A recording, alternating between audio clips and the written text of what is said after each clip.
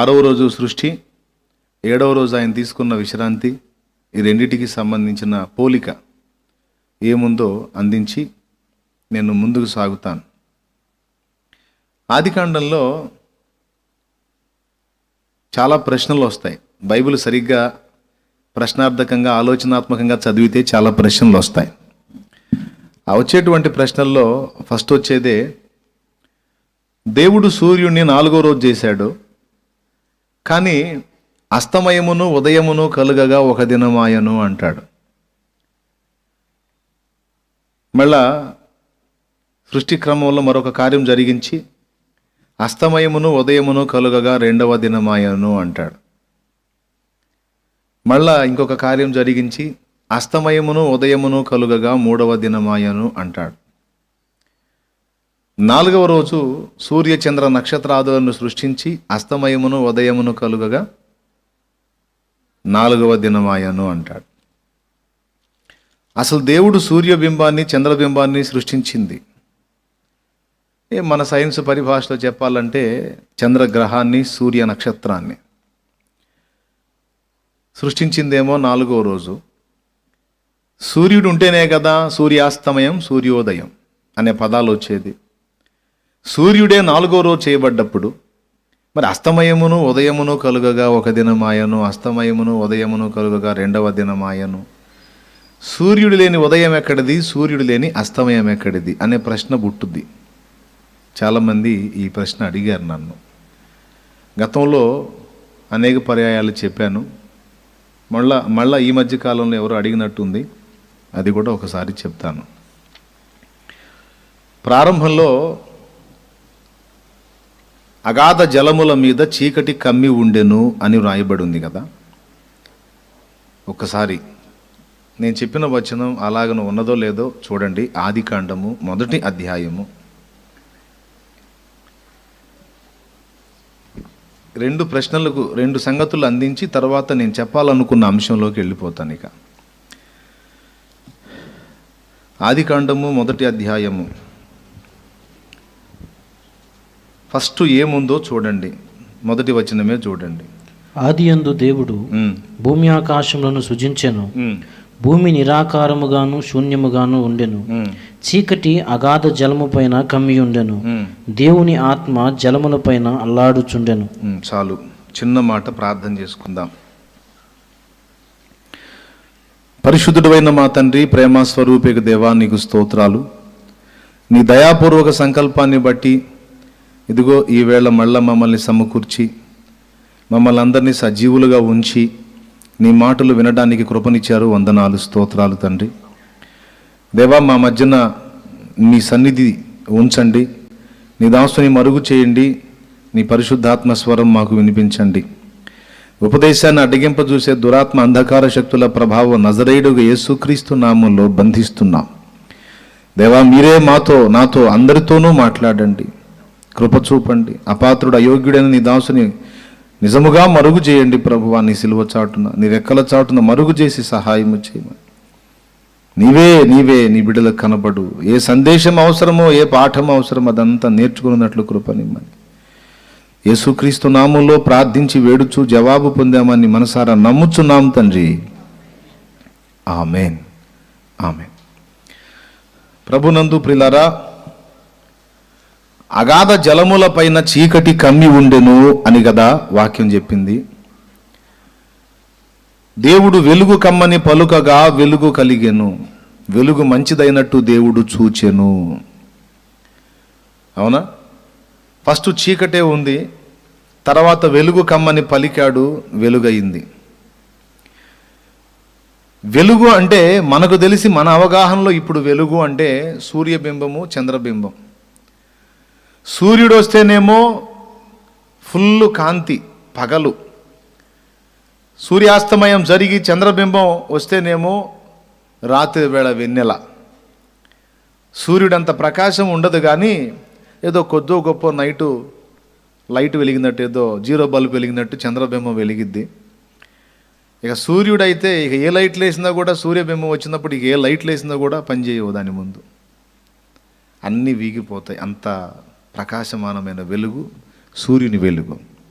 అయితే మనకు తెలిసి సూర్యుడు లేకుండా వెలుగు వస్తుందా? మనకి రాదు. చంద్రబింబం లేకుండా రాత్రికి వెలుగు వస్తుందా? రాదు. అమావాస్య ఎప్పుడు మనం చూస్తే చిమ్మ చీకటి, పౌర్ణమిలో చూస్తే పొలాల మీద చీకటి ఉండదు, ఒక జీరో బల్బ్ వేసినట్టు లైట్ వెలుతురు కనపడుతూ ఉంటుంది. అయితే ఫస్ట్ ఏం జరిగింది అంటే, వెలుగు ఒక నిర్దిష్టమైన ఉనికి లేకపోతే ఒక కేంద్ర బిందువు అనేది లేకుండా ఆయన పలికినప్పుడు ఇక్కడ నుంచి ఆ వెలుగు వస్తుంది, లేకపోతే ఇక్కడ నుంచి ఆ వెలుగు వస్తుంది అనే కేంద్ర బిందువు అర్థం కాకుండా ఆ 3 దినాలు వెలుగు వచ్చింది. ప్రారంభంలో వెలుగుకి కేంద్ర బిందువు కనపడకుండా వెలుగు వచ్చింది. ఒక టైంలో మళ్ళా మరుగైంది, మళ్ళా మరొక టైంలో వెలుగు ఓపెన్ అయింది, మళ్ళా మరుగైంది. వెలుగు వెలువడినటువంటి సమయాన్ని పగలు అన్నాడు, వెలుగు మరుగైన సమయాన్ని రాత్రి అన్నాడు. వెలుగు వెలువడినటువంటి సమయాన్ని ఉదయము అన్నాడు, వెలుగు మరుగైన సమయాన్ని అస్తమయము అన్నాడు. అలా ఒక నిర్దిష్టమైన లేకపోతే నిర్దిష్టమైన అంటారు కదా, కేంద్ర బిందువు కనబడకుండా అస్పష్టంగా ఎక్కడి నుంచి వస్తుందో తెలియదు కానీ ఒక వెలుగు వస్తుంది, తర్వాత ఒక టైంకి అదృశ్యం అవుతుంది, మళ్ళా వస్తుంది, అదృశ్యం అవుతుంది. అయితే నాలుగవ రోజుకి ఏ వెలుగైతే కొంత సమయం వచ్చి వెళ్ళిపోతుందో ఆ వెలుగు అంతటికి ఒక కేంద్ర బిందువుని రెడీ చేశాడు. రెడీ చేసి ఆ వెలుగుని ఇక ఆ కేంద్ర బిందువులో ప్రవేశపెట్టాడు. అంతకుముందు వెలుగుకి ఒక కేంద్ర బిందువు కనపడలేదు, కానీ 4వ రోజు ఒక కేంద్ర బిందువుని రెడీ చేసి ఈ వెలుగును అందులో ప్రవేశపెట్టి ఇక ఈ కేంద్ర బిందువు అందరికీ అర్థమయ్యేటట్టు చూపించాడు. ఇక 4వ రోజు నుంచి ఇక సూర్యుడు కనపడితే వెలుగు, లేకపోతే చీకటి. అంతకుముందు సూర్యుడు లేకుండానే వెలుగు వచ్చింది, పోయింది. అది ఎలా సాధ్యం అంటే కేంద్ర బిందువు లేకుండా అస్పష్టంగా ఏ ప్రక్క నుండి వస్తుందో, ఎటు నుంచి వస్తుందో. దీనికి పెద్దలు మరో ఆధ్యాత్మిక పాఠాన్ని కూడా చెబుతారు. అదేంటంటే, దేవుడు సూర్యుడిని చేసినప్పుడు 4వ రోజు చేశాడు కదా, దానికి ఆధ్యాత్మిక పాఠం ఒకటి ఉంది, యౌగికార్థం కూడా ఉంది. అది వచ్చేటట్టు కూడా దేవుడు అలా చేశాడు అంటారు. దీన్ని ఎలా చెప్పుకోవచ్చు అంటే, ఫస్ట్ సూర్యబింబం లేకుండా వెలుగు వచ్చింది, తర్వాత ఆ వెలుగంతా సూర్యబింబంలో ప్రవేశించింది. 4వ రోజు దగ్గర నుండి ఇక సూర్యుడు వస్తే వెలుగు, లేకపోతే లేదన్నట్టు. దీన్ని ఎలా చెప్పుకోవచ్చు అంటే, పాత నిబంధన, క్రొత్త నిబంధన. సూర్యబింబం చేయబడక ముందు, చేసిన తరువాత, లేకపోతే సూర్య నక్షత్రం లైన్లోకి వచ్చిన తర్వాత రాక ముందటి స్థితి. దీన్ని మనం ఎలా చెప్పుకోవచ్చు అంటే పాత నిబంధన, క్రొత్త నిబంధన. పాత నిబంధనలో యెహోవా దేవుడి కార్యాలు భూమి మీద జరిగాయి, కానీ ఇశ్రాయేలు జనాంగంలో జరిగాయి ఎక్కువ, అన్ని జనాంగంలో తక్కువ. ఎక్కడో అడపాదడప బిలాము లాంటి వాళ్ళకి క్యాచ్ అయ్యాడు. భారతదేశంలో అంటే బిలాము లాంటి వాడు, లేకపోతే వేద ఋషులు కొందరు, అలాగా ప్రపంచం అంతట్లో కూడా భక్తిపరులు, దైవాన్వేషకులు ఎవరైతే ఉన్నారో వాళ్ళకి అస్పష్టంగా కనిపించి అదృశ్యమయ్యాడు. అర్థమైందా? యెహోవా దేవుడు. దీన్ని మనం ఇశ్రాయేలు జనాంగాన్ని చూడవచ్చు. మనం ఆయన కనబడడు, కనబడిన ఓ మోషేకో, లేకపోతే యెహోవా దూతలాగా యెహోషువాకో,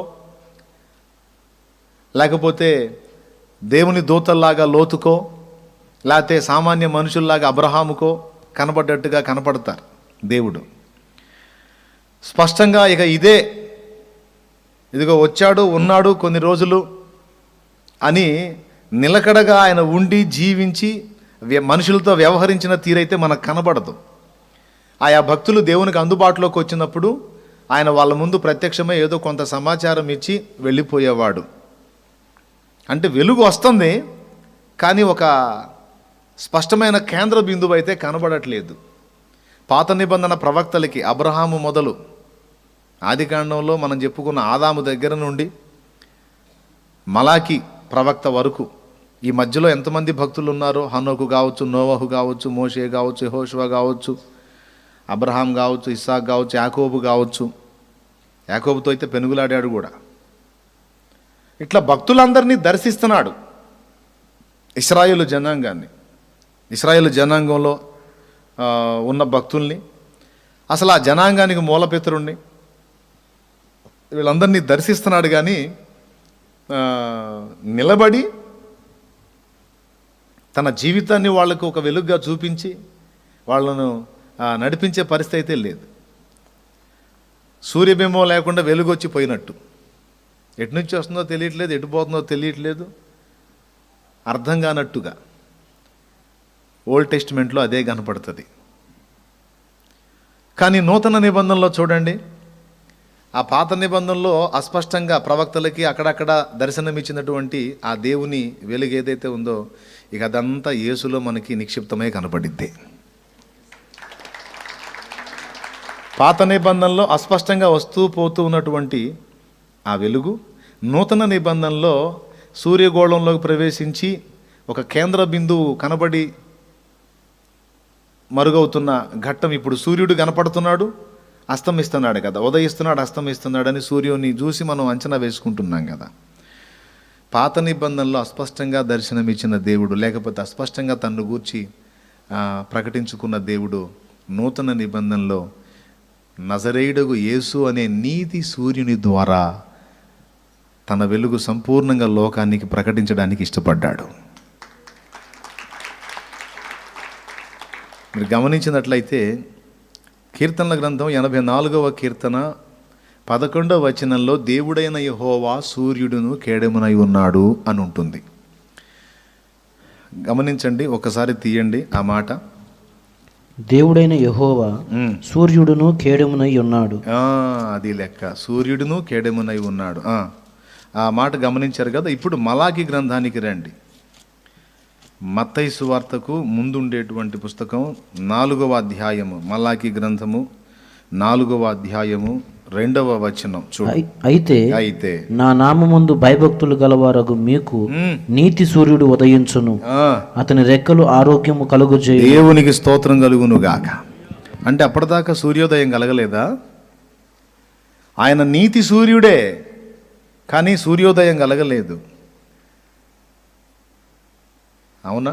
యుగముల అంతమందు ఆయన తన ప్రియ కుమారుని పంపించి అందరి పాపములకు ఆయన శరీరం మీద ప్రాయశ్చిత్తం జరిగించను అని రాయబడి ఉంది కదా. అలాగే అన్నిటికీ ముగింపు ఘట్టంలో, ఇక ముందు గడిచిపోయిన కాలమంతా గడిచిపోగా 3 భాగాలు గడిచిపోగా 4వ భాగంలో సూర్యుని చేసినట్టు 4వ భాగంలో నీతి సూర్యుని ప్రకాశం కలిగింది. వినండి, పాత నిబంధనలో యేసు ప్రస్తావన లేదు కనుక, అంటే రక్షకుడు యేసు అని స్పష్టంగా ఆ నామము ప్రకటింపబడలేదు. యెహోవా అనే నామం ఉంది కదా, ఆ నామం కూడా అందరికీ అందలేదు. ఇది అస్పష్టత. అంటే వినండి, అర్థం చేసుకోవడానికి ట్రై చేయండి, మీరు సీనియర్స్గా ఉన్నారు కనుక. అబ్రహాంకి ఏమని బయలుపరుచుకున్నాడు? ఎల్ షడ్డాయ్. అవునా? అట్లా రకరకాలుగా. యెషయా ఏమంటాడు? ఇమ్మానుయేల్ అంటాడు. మోషేతో ఏమన్నాడు? నేను ఉన్నవాడను. అవునా? నా పేరు యెహోవా, తరతరములకు ఇదే నా జ్ఞాపకార్థ నామం అంటాడు. అవునా? రకరకాల నామాలతో స్పష్టత ఇవ్వాల ఆయన తనను గూర్చి తాను. అస్పష్టమైన వెలుగు. అయితే నూతన నిబంధనలోకి వచ్చేటప్పటికి స్పష్టంగా ఒక నామాన్ని హైలైట్ చేశాడు. ఆ నామములోనే రక్షణ లేకపోతే లేదు అని తేల్చిపడేశాడు. అపోస్తలుల కార్యం 4లో ఆకాశము క్రింద ఇవ్వబడిన మరి ఏ నామమున రక్షణ పొందలేము, ఈ నామముననే, యేసు నామముననే మనం రక్షణ పొందవలేను అని చెప్పేశాడు. అంటే దాని అర్థం ఏంటంటే 3 రోజులు అస్పష్టంగా వెలుగు వచ్చింది, పోయింది. 4వ రోజు సూర్యబింబం రెడీ అయిపోయింది కాబట్టి ఇక సూర్యుడిని ఆశ్రయిస్తేనే వెలుగు, లేకపోతే చీకటే. అలాగే ఆధ్యాత్మిక సూర్యుడైన యేసు ఇక ఇప్పుడు పాత నిబంధనలో అలాగా ఫాలో అయిపోయినటువంటి భక్తులు గడిచిపోగా ఇప్పుడు ఉన్నటువంటి మనందరికి కూడా వెలుగు ఎవరయ్యా అంటే యేసే. యేసు లేకుండా వెలపట వెలుగు దొరకదు. యేసుకు వెలపట నీకు వెలుగు దొరకదు. పాత నిబంధనలో దొరికింది అక్కడక్కడ కొంతమంది భక్తులకి, ప్రపంచం మొత్తానికైతే దొరకలా. ఇశ్రాయేలు జనాంగానికి బాగా దొరికింది. ఎందుకంటే ఆ జనాంగంలో నుండే మరి నీతి సూర్యుని రెడీ చేయాలి కాబట్టి. ఏమైనా అర్థమవుతుందా? హింసాత్మకంగా ఉందా? దేవునికి స్తోత్రం, హల్లెలూయా. అర్థమైందా కాలేదా? ఎంతమందికి అర్థమైంది? అలా ఆధ్యాత్మిక పాఠం చెప్తారు. సరే, ఇది అర్థమైనా కాకపోయినా ముందు చెప్పింది అయితే అర్థమైందని నేను అనుకుంటాను. ఇప్పుడు నూతన నిబంధనకు వచ్చేటప్పటికి యేసుకు వెలపట వెలుగుందా? ఉందా? ఓ భక్తుడు పాడాడు, ఏమి చేసి ఆ నరక బాధ తప్పించుకొందురండి, ఏమి చేసి ఆ నరక బాధ తప్పించుకొందురండి, జపములు తపములు కర్మకాండలు వ్యర్థము సుమ్మండి, పాపము బాపలేవు అండి, జపములు తపములు కర్మకాండలు వ్యర్థము సుమ్మండి, పాపము బాపలేవు సుండి. ఓ వినుము సోదర పరమ గురుని బోధ, నమ్మిన తొలగు నరక బాధ. ఓ వినుము సోదర పరమ గురుని బోధ, నమ్మిన తొలగు నరక బాధ. ఇప్పుడు చరణ వినాల. నేను ముందు చరణం పాడా. ఆకాశమందున సూర్యుని వలనే దేవుడొక్కడండి, ఆకాశమందున సూర్యుని వలనే దేవుడొక్కడండి, నరుడై పుట్టిన దేవుని నామము యేసు స్వామి సుండి, వెలుపల వెదకి దండుగండి, నరుడై పుట్టిన దేవుని నామము యేసు స్వామి సుండి, వెలుపల వెదకి దండుగండి.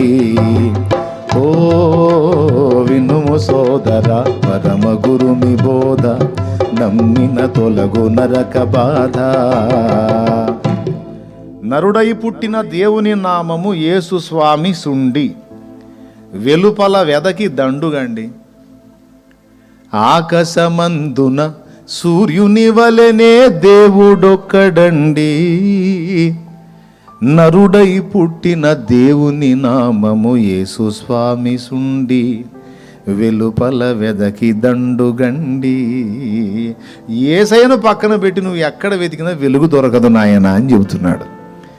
ఎందుకంటే ఆ 3 రోజులు వేరు, 4వ రోజు నుంచి కథ వేరు.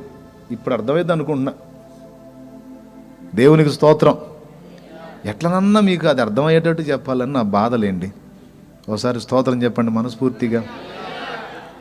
అబ్బా ఎంత బాగా చెప్పారు. అసలు బుధవారం వాళ్ళేనా చెప్పింది ఇది? మీరు ఇట్లా చెప్పరుగా హల్లెలూయా అని. సరే విందాం, విషయానికి వద్దాం, మనకి టైం ఎక్కువ ఉండదు కాబట్టి. అది దాన్ని గురించినటువంటి సమాధానం. 3 రోజులు అస్తమయం ఉదయం ఎలా వచ్చింది, 4వ రోజు మరి సూర్యుడిని చేయటం ఏంది, అసలు ఎట్లా సాధ్యం అంటే ఆ ప్రశ్నకు సమాధానం అందుకున్నాం ఇప్పుడు మనం.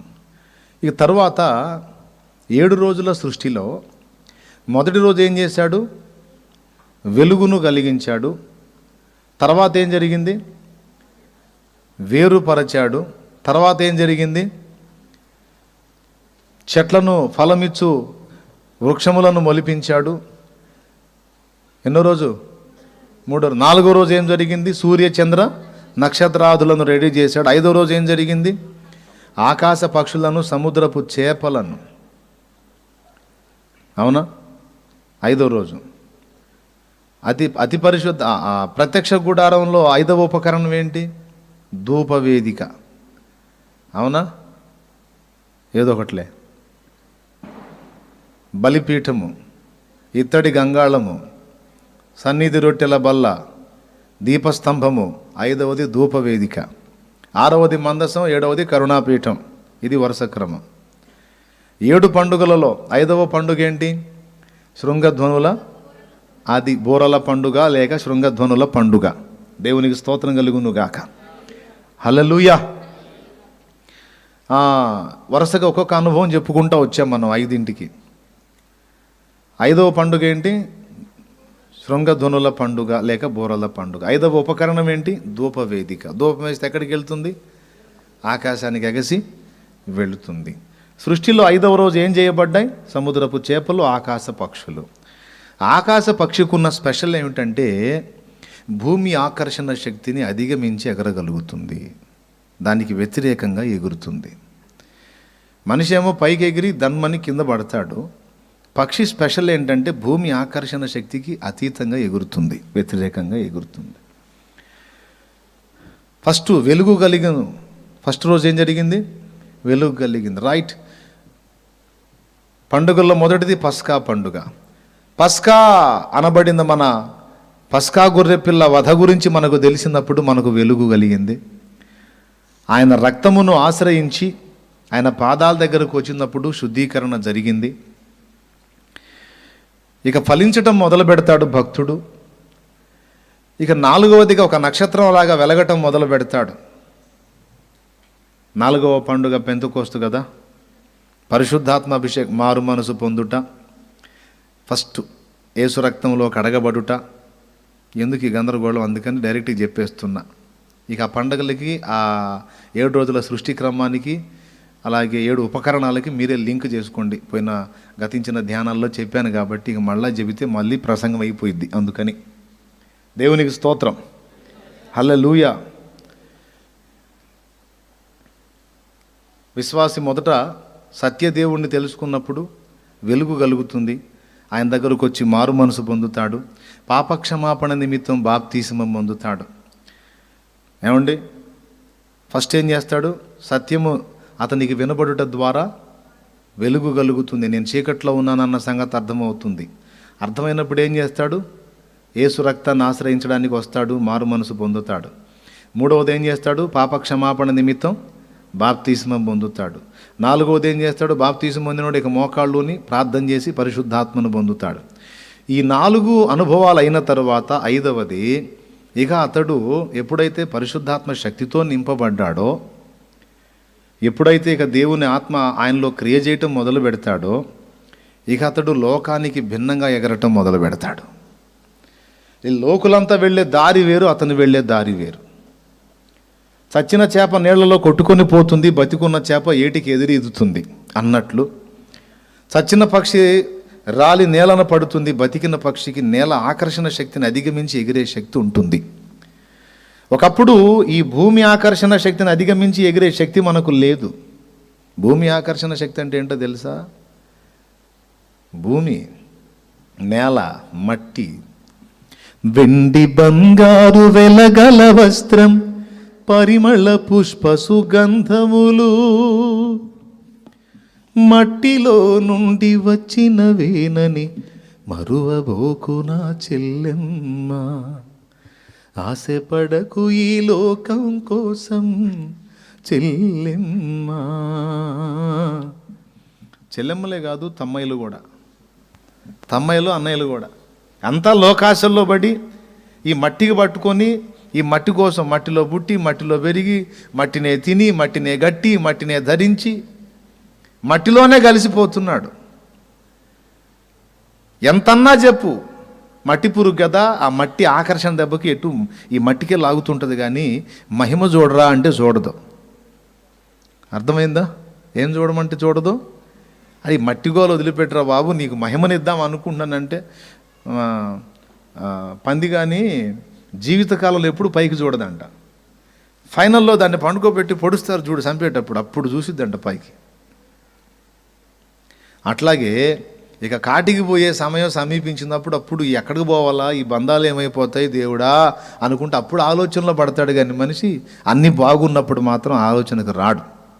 ఏం చేద్దాం? దేవుడేమో అయ్యా నిన్ను మహిమకు తీసుకెళ్దాం అనుకుంటున్నా, ఆ ఆకర్షణలు వదిలేరా, రారా బాబు. కొలసే పత్రికలో చెప్తాడు. కొలసే పత్రిక 3వ అధ్యాయము 1వ వచనం నుంచి కొంచెం చూడు తల్లి. త్వరగా చూడండి. ఎవరు చూడట్లేదా?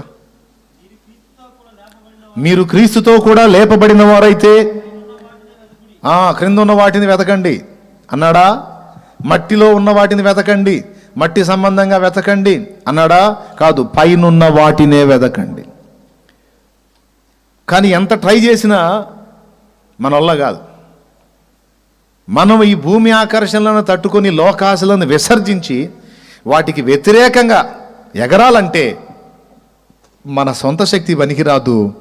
దానికి మనకు దేవుని ఆత్మశక్తి కావాలి. నీ శక్తి చేతనో బలము చేతనో కాదు, ఇది నా ఆత్మ చేతనే జరుగును బాబు అన్నాడు. నీళ్ళల్లో బతికిద్ది చేప, ఒడ్డున బతుకుతాడు మనిషి. మనిషి నీళ్ళల్లో కూడా బతికి ఉండాలి అంటే ఏమీ ధరించకుండా ఒక అద్భుతం జరగాలి. నీళ్ళల్లో బతికే చేప ఒడ్డునేసినా కూడా బతికి ఉండాలంటే ఒక అద్భుతం జరగాలి తప్ప న్యాచురల్గా అయితే అది సాధ్యం కాదు. అవునా? అలాగే భూమి ఆకర్షణలకు బలైపోయి లోకాశల్లో బందీ అయిపోయే ఈ మనుషుడు లోకాశలకు వ్యతిరేకంగా ఎగరాలి అంటే తనకు సహజ సిద్ధమైన శక్తి చాలదు, దైవశక్తి తన లోపలికి ప్రవేశిస్తేనే అది జరుగుతుంది. ఈరోజు మన జీవితాలను చూసిన కొంతమందికి ఆశ్చర్యం కలిగిద్ది. అరే, వీటన్నిటినీ అధిగమించి నేను ఉండలేకపోతున్నాను, ఆడేంట్రా అంత ఈజీగా బతికేస్తున్నాడు అన్నిటిని వదిలేసి. అసలు ఆమె ఏంటి అన్నిటిని వదిలేసి అంత ప్రశాంతంగా బతికేస్తుంది? ఒకప్పుడు అది ఇది అట్లా ఇట్లా అని వెంపర్లాడిన మనిషి ఇసురు అవతలు కొట్టినట్టు దేన్ని పట్టించుకోకుండా అంతా దేవుడే అని అసలు ఎంత విచిత్రంగా మారిపోయింది, ఇది ఎలా సాధ్యం అనే ప్రశ్న మనల్ని చూసి కొంతమంది అన్యజనులకు వస్తుంది, మన తోటి సాటి వారికి కూడా వస్తుంది. అంటే నేను భూమికి అతుక్కుపోయి ఉన్నాను, వీళ్ళు భూమి ఆకర్షణ శక్తిని ఎలా అధిగమించారు అంటే అది మన సొంత శక్తి అని వాళ్ళు అనుకుంటారు. కానీ మనలో మానవాతీతమైన దైవశక్తి పనిచేస్తుందనేది మనకే తెలుసు. జాగ్రత్త జాగ్రత్త, మెల్లిగా. మళ్ళీ మీరు గట్టి కొడితే నాకు కొంచెం ఎంకరేజింగ్ ఉంటుంది, అట్ట చేయకూడదు మీరు. అది దేవునికి స్తోత్రం, హల్లెలూయా. అర్థమైందా? సున్నితంగా మనలో మానవాతీతమైన దైవశక్తి ప్రవేశించి ఆ శక్తి మనలో క్రియ చేస్తే తప్ప భూమి ఆకర్షణ శక్తికి వ్యతిరేకంగా ఎగరలేము. 5వ రోజు ఏం జరుగుతుంది? ఆకాశ పక్షుల సృష్టి కదా. అలాగే ఈ మనుషుడు మొదటి రోజు వెలుగు దగ్గరకు వస్తాడు, 2వది మారు మనసు పొందుతాడు, 3వది బాప్తీసం పొందుతాడు, 4వది పరిశుద్ధాత్మను పొందుతాడు. ఎప్పుడైతే ఆత్మశక్తి పొందాడో ఇక మానవుల్లాగా కాకుండా భిన్నంగా ప్రవర్తిస్తుంటాడు, ఒక విచిత్రమైన వ్యక్తిలాగా మారిపోతాడు. అందరికీ అసాధ్యమైనది ఇతనికి సాధ్యమవుతుంది. అందరూ జయించలేనిది ఇతడు సులువుగా జయించగలుగుతాడు. ఎందుకంటే దేవుని పరిశుద్ధాత్మ శక్తి అతనిలో ఉంటుంది. ఆ శక్తి ద్వారా అతడు అధిగమించి ఎగురుతాడు. ఇంతవరకు బాగుంది. ఆ తర్వాత విషయమే ఆశ్చర్యంగా ఉంటుంది. తర్వాత రోజు 6వ రోజు ఏం జరిగిందంటే జంతువులు మానవులు సృష్టించబడ్డారు. జంతువులు ముందెవరు సృష్టించబడ్డారు? 6వ రోజు జంతువులు, 7వ రోజు విశ్రాంతి. జంతువులకు విశ్రాంతికి మధ్యలో ఎవరు? మానవులు. సరే, ఈ పాయింట్ని గుర్తుపెట్టండి. ఉపకరణాల్లో 6వదేంటి? మందస్సము, సాక్ష్యపు మందస్సము. 7 పండుగల్లో 6వ పండుగ ఏంటి? ప్రాయశ్చిత్తార్థ దినపు పండుగ. స్తోత్రం చెప్పండి. అదేంది? మారు మనసు పొంది బాప్తీసం పొందినప్పుడే ప్రాయశ్చిత్తం జరిగిపోయింది కదా. మన పాపములకు ప్రాయశ్చిత్తంగా యజ్ఞమైన యజ్ఞ పశువు యొక్క రక్తంతోనే కదా మనం లైన్లోకి వచ్చాము. ఆ దేవుని గొర్రెపిల్లైన యేసు రక్తాన్ని అక్కడే ఆశ్రయించాం కదా. మళ్ళా ప్రాయశ్చిత్తార్థ దినపు పండుగ ఏమిటి? మళ్ళీ ఇక్కడ మళ్ళీ ఒక ప్రాయశ్చిత్తార్థం ఏంటి? అదొక ప్రశ్న. దానికి సమాధానంగా బైబిల్ పండితులు, భక్తులు, శ్రేష్ఠ భక్తులు చెప్పినటువంటి ఆలోచన, అద్భుతమైన ఆలోచన. ఈ 5 అనుభవాల్లోకి వెళ్ళిన తరువాత మనుషుడు, భక్తుడు ఏం అనుభవాలు? ముందు చెప్పిన 5 అనుభవాలు. ఇంకా నేను మళ్ళీ చెప్పను, పద్దాకలు చెబితే మీకు రైట్ కాదు. ఈ 5 అనుభవాలు పొందిన తరువాత ఒక రకమైనటువంటి అతిశయంలోకి వెళ్ళిపోతాడు. ఏంటంటే, సత్యమేంటో తెలుసుకున్నాను, మారు మనసు పొందాను, పాపక్షమాపణ నిమిత్తం బాప్తిస్మం పొందాను, పరిశుద్ధాత్మ అభిషేకాన్ని పొందాను, ఇప్పుడు మానవాతీతమైన ప్రభావంతో ఎగురుతున్నాను అని ఇక తనను గూర్చి తనకు గొప్ప తలంపులు రావచ్చు, లేకపోతే ఓవర్ కాన్ఫిడెన్స్ కావచ్చు, ఏదన్నా కానీ మొత్తానికి ఒక దశలో అడుగులు జారటం అనేది జరుగుతూ ఉంటుంది. బాప్తిస్మం పొంది పరిశుద్ధాత్మను పొందగానే భక్తుడు పరిపూర్ణుడు కాడు. బాప్తిస్మం పొంది పరిశుద్ధాత్మను పొందగానే ఆకర్షణలను జయించే శక్తి తనకు ఉంటుంది, కానీ ఆ శక్తిని మెయింటైన్ చేయటంలో, లేకపోతే అనుదినం కలిగి ఉండటంలో నిర్లక్ష్యత ఏర్పడినందువల్ల కొన్నిసార్లు దెబ్బతినే అవకాశం ఉంటుంది. పరిశుద్ధాత్మ శక్తిని ఒక్క రోజు పొందుకొని, సార్ 10 రోజులు ప్రార్థన చేసి పరిశుద్ధాత్మతో నింపబడ్డా సార్, భలే బలంతో నింపబడ్డా సార్, ఓ గ్లోరీ, హల్లెలూయా హల్లెలూయా, అసలు మామూలు లేదు సార్ అప్పుడు అని 1 సంవత్సరం తర్వాత చెప్పజాలము, మనం చెప్పరాదు. పరిశుద్ధాత్మను పొందాడండి, ఏదో ప్రార్థన చేసుకొని 10 దినాలు ఫాస్టింగ్ ఉండి దేవుని ఆత్మ బలం పొందాడు. తనకు అర్థమైపోయింది దేవుని ఆత్మ బలం తనకు వచ్చినట్టు. అలా అనుభవం పొందిన తర్వాత ఇక సంవత్సరం అంతా కూడా దేవాన్ని ఆత్మశక్తిని నాకు ఇవ్వని అడిగే అవసరం లేదు. ఆత్మను పొందుకున్నాడు కదా, బలం పొందుకున్నాడు కదా, శక్తివంతుడయ్యాడు కదా. సంవత్సరం తర్వాత, బ్రదర్ మీరు పరిశుద్ధాత్మ శక్తిని పొందుకుంటున్నారంటే, ఓ ఇప్పుడేడా, అసలు 1 ఇయర్ అవుతుంది నేను పొంది. ఫుల్ హోలీ స్పిరిట్, దేవునికి స్తోత్రం, హల్లెలూయా.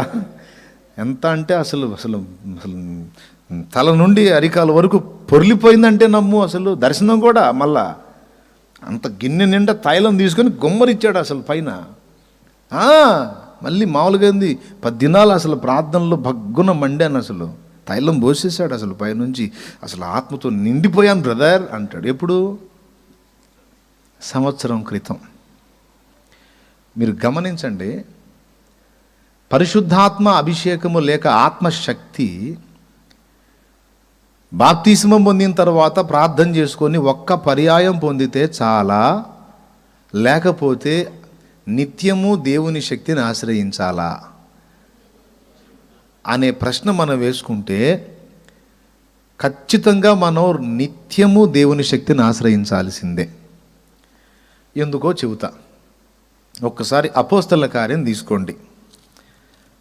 అపోస్తల కార్యంలో పెంతెకోస్తు పండుగ నాడు వారందరి మీద అగ్ని నాలుకల వలె విభాగింపబడి ఒక్కొక్కరి మీద రాలగా వారందరూ ఏమయ్యారో కొంచెం చూడండి. 3-4 వచనాలు, 2వ అధ్యాయము 3-4 వచనాలు చూడండి త్వరగా. మరియు అగ్ని జ్వాలల వంటి నాలుకలు విభాగింపబడినట్టుగా, అగ్ని జ్వాలల వంటి నాలుకలు విభాగింపబడినట్టు వారికి కనబడి వారిలో ఒక్కొక్కని మీద వ్రాలగా అందరూ పరిశుద్ధాత్మతో నిండిన వారై. అద్దుకో, అందరూ పరిశుద్ధాత్మతో నిండిన వారై అన్న మాట రౌండ్ చేయాలి. నిండిన వారై అన్నది, నిండి అన్నది రౌండ్ చేయాలి. అక్కడే ఉంది పాయింట్.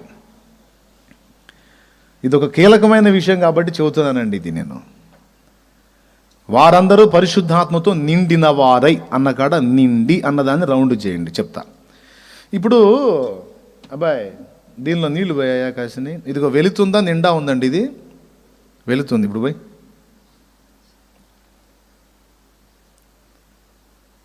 పోస్తున్నాడు చూడండి, నీళ్లు పోస్తున్నాడు, అదిగో ఫుల్ నిండిపోయింది. ఓకేనా? నిండింది. ఒకసారి నిండింది కదా, ఇక మళ్ళా దీన్ని నింపు నాయన, ట్రై చేయి, ఏమైద్ది? పోతాయి. సో మళ్ళా నింపటానికి కుదరదు, అవునా? బాగా వినాలి. ఒకసారి నింపబడిన తర్వాత మళ్ళా ఇది నింపటం కుదురుతుందా? గట్టిగా చెప్పండి, పెద్దగా చెప్పాలి. ఎవరు చెప్పారు?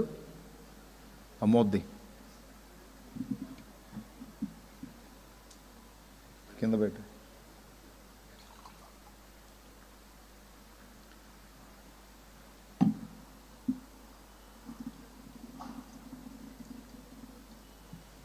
ఇప్పుడేమైంది? ఇప్పుడు నింపొచ్చుగా. ఒకసారి నిండిన తరువాత దీన్ని మళ్ళా నింపొచ్చా?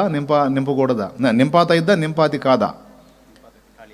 ఎస్, అది లెక్క. నింపొచ్చు. ఎప్పుడు అంటే ఇది ఖాళీ అయిపోయినప్పుడు. ఖాళీ కాకుండా అలానే ఉంటే మళ్ళా నింపాతి కాదు. రైట్. ఇప్పుడు అపోస్తల కార్యం 2వ అధ్యాయంలో 3-4 వచనాల్లో వారందరూ ఒక్కసారి పరిశుద్ధాత్మతో నిండారు. ఇప్పుడు ఒక్కసారి మళ్ళా 4వ అధ్యాయానికి రండి. 4వ అధ్యాయం 31వ వచనం చదవండి. వారు ప్రార్థన చేయగానే, ఎవరు ముందు నేను ఎవరిని గురించి అయితే చెప్పానో ఆ బ్యాచే ఇది. ఆల్రెడీ ఒకసారి పరిశుద్ధాత్మతో నిండిన వ్యక్తులు అన్నమాట వీళ్ళు. వారు ప్రార్థన చేయగానే వారు కూడి ఉన్న చోటు కంపించెను. అప్పుడు వారందరూ పరిశుద్ధాత్మతో నిండిన వారై. అదిగో, ఎన్నిసార్లు నిండుతారు? ఇందాక మీరు అన్నారుగా, ఒకసారి నింపితే ఆ నింపబడింది అలానే ఉంటే మళ్ళీ నింపబడే అవసరం ఉంటుందా? ఒకసారి ఇందులో నింపిన తర్వాత నీళ్లు, ఆ నింపిన నీళ్ళు అలానే ఉంటే మళ్ళా విజయ్ అన్న గ్లాస్ నీళ్లు తెచ్చి దీనిలో నింపాడంటే అర్థం ఉంటుందా? కానీ ఒకసారి నింపిన ఈ గ్లాసులోనే మళ్ళా విజయాన్ని వచ్చి మళ్ళీ గ్లాసు నీళ్లు నింపాడు అంటే అంతకు ముందు పోసిన నీళ్ళు ఏమైనాయి? ఖర్చు అయిపోయినాయి, ఖాళీ అయిపోయినాయి. ఆల్రెడీ పరిశుద్ధాత్మతో పెంతెకోస్తు పండుగ నాడు అపోస్తల కార్యం 2వ అధ్యాయం 3-4 వచనాల్లో నింపబడిన ఈ భక్తులే 4వ అధ్యాయములో మళ్ళా నింపబడ్డారు అంటే అంతకుముందు నింపబడిన ఆ శక్తి వాళ్ళలో ఉన్నట్టా లేకపోతే ఖర్చు అయినట్టా? ఇది అందరూ గుర్తించాల్సిన రహస్యం. దేవునికి స్తోత్రం కలుగునుగాక. బ్రదరు 5 ఏళ్ల క్రితం brother full holy spirit brother, అస్సలు మామూలుగా అభిషేకం కాదు, అసలు కుమ్మరించాడనుకో దేవుడు. ఆహా, అప్పుడు అభిషేకం పొందావని ఆ ప్రభావం ఇప్పటిదాకా ఉంటుందని అనుకుంటున్నావా నాయన? ఎంత వెర్రిమాలోకం నాయన నువ్వు. 5 ఏళ్ల క్రితం బ్రదరు కడుపు నిండా తిన్నా బ్రదరు, ఇప్పటిదాకా ఆకలి కాలేదు బ్రదర్ అని ఎవడన్నా చెబుతాడా? అలాంటిది ఇది, అలాంటిదండి. అందుకే పరిశుద్ధాత్మ శక్తితో ఎప్పటికప్పుడు నింపబడాలి. ఎందుకు అంటే చెప్తా, దీపము వెలగాలి, వెలుగుతూనే ఉండాలి. అంటే ఒకసారి దీపపు చిమ్నీలో లేక కుందిలో నూనె పోసి దీపం వెలిగిస్తే ఆ దీపం వెలుగుతూ వెలుగుతూ ఆ నూనె అంతటిని ఖర్చు చేస్తుంది. ఖర్చు చేసిన తర్వాత ఆ దీపం కొడిగట్టుకుపోయి వెలుగుదామా ఆరిపోదామా అన్నట్టుగా ఏమంటారు, కొడిగట్టిన దీపం అంటారు కదా, అట్లాగా ఊగిసలాడుతూ ఉంటుంది. మళ్ళా వెళ్ళి దానిలో నూనె పోయి చిన్నగా మళ్ళా వెలగటం మొదలుపెట్టింది. అర్థమైందా? 7 దీపస్తంభముల మధ్య సంచరించువాడు ఏం చేస్తున్నాడో తెలుసా? ప్రధాన యాజకుడైన అహరోను దీపస్తంభం మధ్య ఏం చేయాలా? అక్కడ సంచరించి ఏం చేయాలా? దీపస్తంభములో నూనె తగ్గితే పొయ్యాలా. కత్తెర చిప్ప 2 తీసుకొని ఈ నూనె ఉంటుంది, ఒక్కోసారి ఒత్తి ఉంటుంది, ఒక్కోసారి మంట కూడా ఉంటుంది. దీపపు కుందిలో నూనె ఉంటుంది, ఒత్తి ఉంటుంది, దానికి అగ్ని కూడా ఉంటుంది, కానీ దీపం సరిగా వెలగదు. కారణం ఏంటో తెలుసా? బూడిద తయారైద్ది. అందుకని కత్తెర. అర్థమైందా? దేవుని పాదాల దగ్గరకు వచ్చినప్పుడు దేవుడు కత్తెర ఉపయోగించి మనలో అప్పుడప్పుడు తయారయ్యే బూడిద ఏదైతే ఉందో కత్తిరించి మళ్ళా క్రొత్త తైలము మళ్ళా నూనె పోసి మనల్ని నిత్యము వెలిగేటట్టు చేయాలి అంటే డైలీ ఆయనకి అందుబాటులోకి రావాలి. అన్నా 5 సంవత్సరాల క్రితం ఫుల్ హోలీ స్పిరిట్ అన్నా.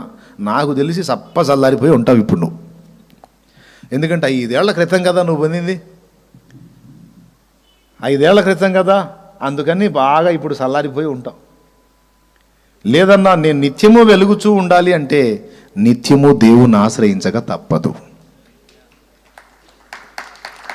హల్లెలూయా, హల్లెలూయా. అందుకే భక్తులు పాడారు, ఆత్మ నింపుమా జీవాత్మ నింపుమా పరమ పావనాత్మ నీదు వరమునీయుమా ఆత్మ నింపుమా. ఈ పాటలో తన ఆత్మీయ స్థితిలో దిగజారిపోయిన సంగతి, తిరిగి మళ్ళా తనను ఆత్మతో నింపమన్న సంగతి అడుగుతాడనమాట. దేవునికి మహిమ. పొద్దున్న నుంచి మాట్లాడుతూనే ఉన్నాను, వాయిస్ కరెక్ట్గా లేదు, అందుకని అనుకోవాకండి పాడట్లేదు, మాటలు వినండి. అర్థమైందా? ఇప్పుడు అభిషేకం పొందినంత మాత్రాన ఇక మనం పూర్తిగా ఇక రోజు విజయ పరంపరలో సాగిపోతాం అనుకుంటే తేడా పడుద్ది. 23వ కీర్తనలోనేమో నా గిన్నె నిండి పొర్లిపోయింది అని పాడాడు. 92వ కీర్తనలో 10వ వచనంలో గురుపోతు కొమ్ము వలె నా కొమ్ము పైకెత్తితివి, క్రొత్త తైలముతో నేను అంటబడి తిని అన్నాడు. మరి పాత తైలం ఏమైంది?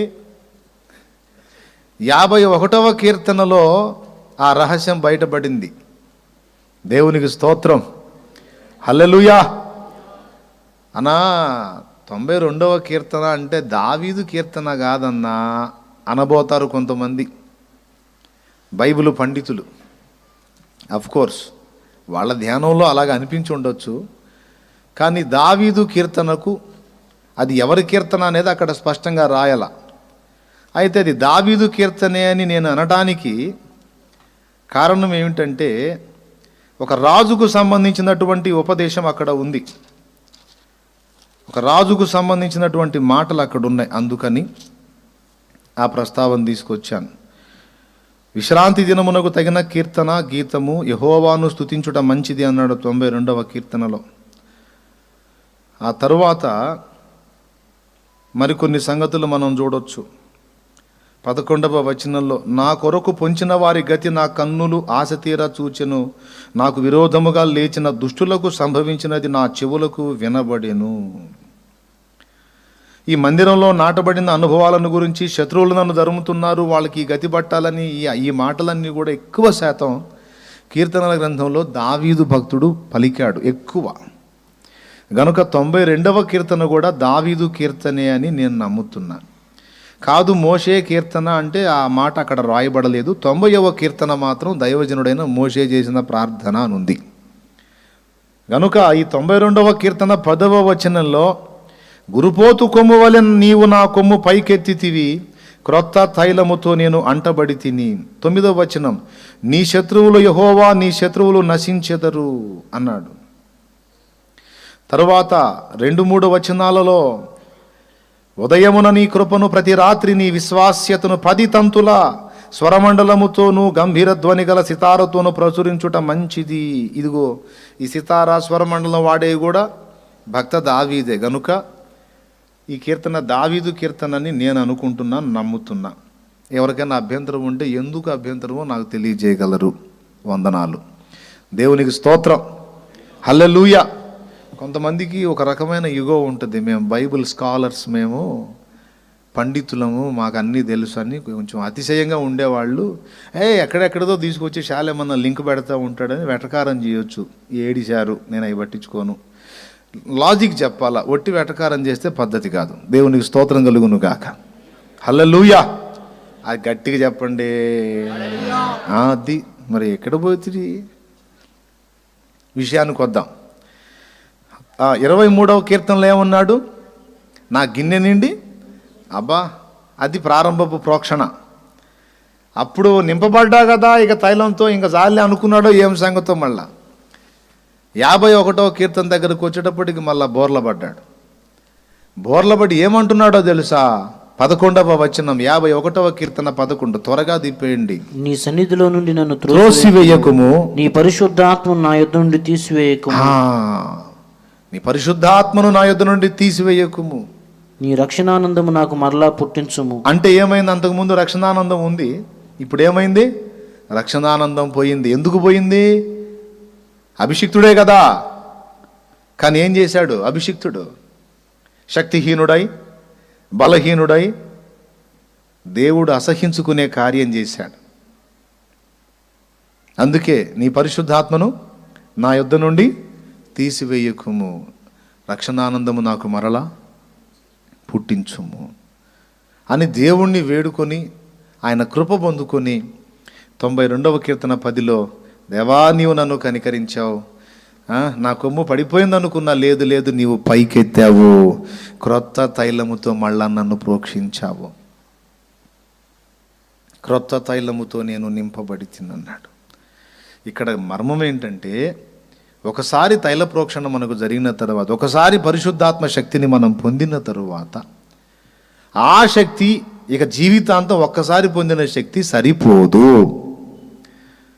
ఎప్పటికప్పుడు ఆ వెలితిని మనం గుర్తుపట్టి మళ్ళా నింపుకుంటూ ఉండాలి. ఇది మనం ఎరిగి ఉండాల్సిన సత్యం. గమనించాలి, దేవుని పరిశుద్ధాత్మ అభిషేకపు శక్తి మన మీద బలంగా పనిచేసినంత వరకు మన ఆలోచనలు వేరుగా ఉంటాయి. శత్రువు మీద రేపబడతా ఉంటాం, దేవుని కార్యాల కొరకు ఆకలి కలిగి ఉంటాం, దేవుని మహిమపరచడానికి ఆసక్తి కలిగి ఉంటాం, ప్రార్థనా జీవితాన్ని ఎక్కువ ఇష్టపడుతూ ఉంటాం, దేవుని సన్నిధిని ప్రేమిస్తూ ఉంటాం. లక్షణాలండి పరిశుద్ధాత్మ అభిషేకం పొందినోడి యొక్క లక్షణాలు. ఎవరన్నా దొరకని సువార్త చెబుతూ ఉంటాం, వాడు ఏమన్నా అనుకొని నాకు అనవసరం, సత్యం చెప్పాలి, సువార్త చెప్పాలి, ఆత్మను రక్షించాలి, పని చేయాలి, దేవుని పని చేయాలని భారం కలిగి ఉంటాం. పరిశుద్ధుల సమాజాన్ని చేరడానికి ఇష్టపడతాం, సన్నిధిని ప్రేమిస్తాం, ఏమండి ప్రార్థనా జీవితాన్ని ప్రేమిస్తాం, నిరంతరం ఆయన సన్నిధిని కాంక్షిస్తాం, ఆయన గురించి పాడడానికి ఇష్టపడతాం, ఆయన మాటలు వినడానికి ఇష్టపడతాం, పరిశుద్ధుల సహవాసానికి ఇష్టపడతాం. ఇక లక్షణాలన్నీ అట్లుంటాయి. శత్రువు కార్యాలను అడ్డగిస్తాం, వాడి చేతుల్లో ఉండి ఆత్మల్ని జయించాలని పోరాడుతూ ఉంటాం. ఎప్పుడు ఒక మాటలో చెప్పాలంటే నూనె ఉన్నంత వరకు దీపం వెలిగించినట్టు.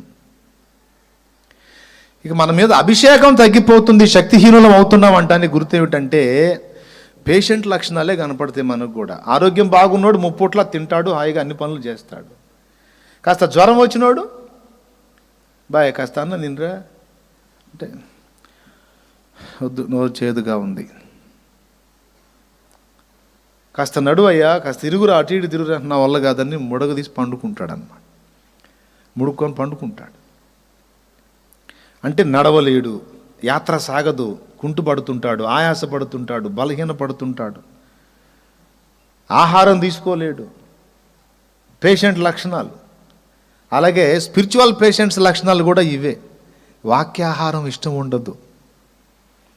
ఒకప్పుడు వాక్యాహారం కోసం తప్పించినటువంటి వ్యక్తి ఒక రకమైన వెగటు ప్రదర్శిస్తూ ఉంటాడు. వాక్యం వినొచ్చు కదా అంటే, ఏందో వినబుద్ధిగా అట్లా ఈ మధ్య ఏందో. అంతకుముందు ఒక 10-15 అధ్యాయాలు డైలీ పొద్దున ఎప్పుడు ఖాళీ ఉంటే అప్పుడు వాక్యం చదువుకునేదాన్ని, కానీ ఇప్పుడు ఏందో 2 అధ్యాయాలు చదివేసరికి అయిపోతుంది. ఏముంది, జబ్బు వచ్చింది, శక్తిహీనత వచ్చేసింది, రోగం వచ్చేసింది. రోగం లేకుండా ఆరోగ్యంగా ఉంటే మంచిగా కడుపు నిండా ఆహారం తినగలుగుతుంది. పేషెంట్ అయితే అరకిలో అన్నం తినే మనిషి 2 ఇడ్లీ తినటమే ఎక్కువ. ఒకప్పుడు విపరీతంగా ఉపదేశాన్ని గైకొన్న నేను, ధ్యానించిన నేను ఈరోజు వినలేకపోతున్నాను, అంతగా వాక్య ధ్యానం పట్ల నాకు ఆసక్తి కలగట్లేదంటే చెప్పేవాడి దగ్గర తేడా కాదు, వినే నువ్వు పేషెంట్ అయ్యావన్నట్టు. దేవునికి స్తోత్రం కలుగునుగాక. గట్టిగా చెప్పండి హల్లెలూయా. బాగా క్రొత్తగా తైలంతో శక్తితో నింపబడ్డప్పుడు 2 గంటల ప్రసంగం చేస్తే అప్పుడే అయిపోయిందన్నా అయిపోయిందా అన్నట్టు ఉంటుంది. అది తైలం అయిపోయి కాస్త ఈ పైన ఉన్నటువంటి అభిషేకం దిగజారిపోయి పేషెంట్ అయ్యాడు అనుకో, స్పిరిచువల్ పేషెంట్, ఆత్మీయంగా రోగయ్యాడు అనుకో, ఇక ఒక అరగంట చెప్పినా కూడా ఏందో అన్న ఈ మధ్య ఎక్కువసేపు చెప్తున్నాడు అన్నకు కాదురా రోగం వచ్చింది నీకు. దేవునికి స్తోత్రం. అన్నకు కాదమ్మా రోగం వచ్చింది నీకు. చెప్పేవాడు అంతే చెప్తున్నాడు కానీ నువ్వు వినలేకపోతున్నావు. కారణం ఏంటో తెలుసా? నువ్వు రోగివయ్యావు, ఆత్మీయ జీవితంలో పేషెంట్ అయిపోయావు, శక్తిహీనమైపోయావు. ఎందుకు? లక్షణాలు తేడా వస్తున్నాయి. ఒకప్పుడు నా మట్టుకు నేను చెప్తున్నా, పొద్దున్నే ఒక సహవాసంలో వెళ్ళి వాక్యం వినేవాడిని. ఆ సహవాసంలో సాయంత్రం కూటం ఉండదు. సాయంత్రం పూట నేనున్న ప్రాంతం నుండి దాదాపు ఒక 5-6 కిలోమీటర్లు, ఒక 8 కిలోమీటర్లు దాకా ఉంటుంది. 5-6 కాదు, 8 కిలోమీటర్లు ఉంటుంది. అక్కడ సాయంత్రం కూటం జరుగుతుంది. అక్కడికి సైకిల్ వేసుకొని తొక్కుంటూ పోయేవాడిని ఆడికి. సాయంత్రం కూటానికి ఆకలి. పొద్దున్నే ఒక వాక్యం విన్నాను, దాదాపు 1.5-2 గంటలు విన్నాను. తృప్తి కలగల. వచ్చాను, కాస్త తిన్నాను, కాసేపు అలా తలవాల్చాను, మళ్ళీ లేచాను, బైబుల్ నేను చదువుకున్నాను. సాయంత్రం 6 గంటలకల్లా కంచన్ బాగులో ప్రేయర్ జరుగుతుందంటే సైకిల్ వేసుకొని తొక్కుంటా పోయి అక్కడ కూర్చొని మళ్ళీ వాక్యం వినేవాడిని. ఆకలి ఆకలి ఆకలి. ఏమిటి ఆ ఆకలి? అభిషేకం ఎఫెక్టు. ఎందుకంటే పైన అభిషేకం నింపబడి పరిశుద్ధాత్మ శక్తితో నింపబడి ప్రోక్షింపబడి ఉంటే ఎంత తిన్నా తనివి తీరదు వాక్య ఆకలి. ఎంత తిన్నా వాక్యం తనివి తీరదు. ప్రార్థన దేవునితో గడపాలి. ఎందుకంటే పైన దేవుని పరిశుద్ధాత్మ ప్రభావం. అర్థమైందా? శక్తిహీనుడనందువేమయ్యా, సౌజన్యమగు శుద్ధాత్మ శక్తిని పొందుకొనుమయ్యా. శక్తిహీనుడనందువేమయ్యా, సౌజన్యమగు శుద్ధాత్మ శక్తిని పొందుకొనుమయ్యా. క్రైస్తవుండా కదలిరావయ్యా, కలుషాత్ములకు నీ సిలువ శక్తిని చాటవేమయ్యా. క్రైస్తవుండా కదలిరావయ్యా, ఆత్ములకు నీ సిలువ శక్తిని చాటవేమయ్యా. ఎండవానాలనియు జడిసి ఎంత కాలము మూలనుందు, ఎండవానాలనియు జడిసి ఎంత కాలము మూలనుందు. కండలను ప్రేమింతువేమన్నా, ఈ మంటి కండలు ఎంత పెంచిన మంటికేనన్నా. కండలను ప్రేమింతువేమన్నా, ఈ మంటి కండలు ఎంత పెంచిన మంటికేనన్నా. దేవునికి స్తోత్రం. ఎక్కడన్నాడు? అసలు అద్భుతమైన మాట ఉంది. వద్దులే. శక్తిహీనుడనందువేమయ్యా, సౌజన్యమగు శుద్ధాత్మ శక్తిని పొందుకొనుమయ్యా. భక్తిహీనత పారద్రోలు భ్రష్ట మనస్సు బయలుపరచు. భక్తిహీనత పారద్రోలు భ్రష్ట మనస్సు బయలుపరచు. శక్తి కలుగు సువార్త చాటుదువు, సువార్త చే జయముంది ఆత్మలను రక్షించెదవు. ఎప్పుడు రక్షిస్తావు? ఎప్పుడు భ్రష్ట మనసును బయలుపరుస్తావు?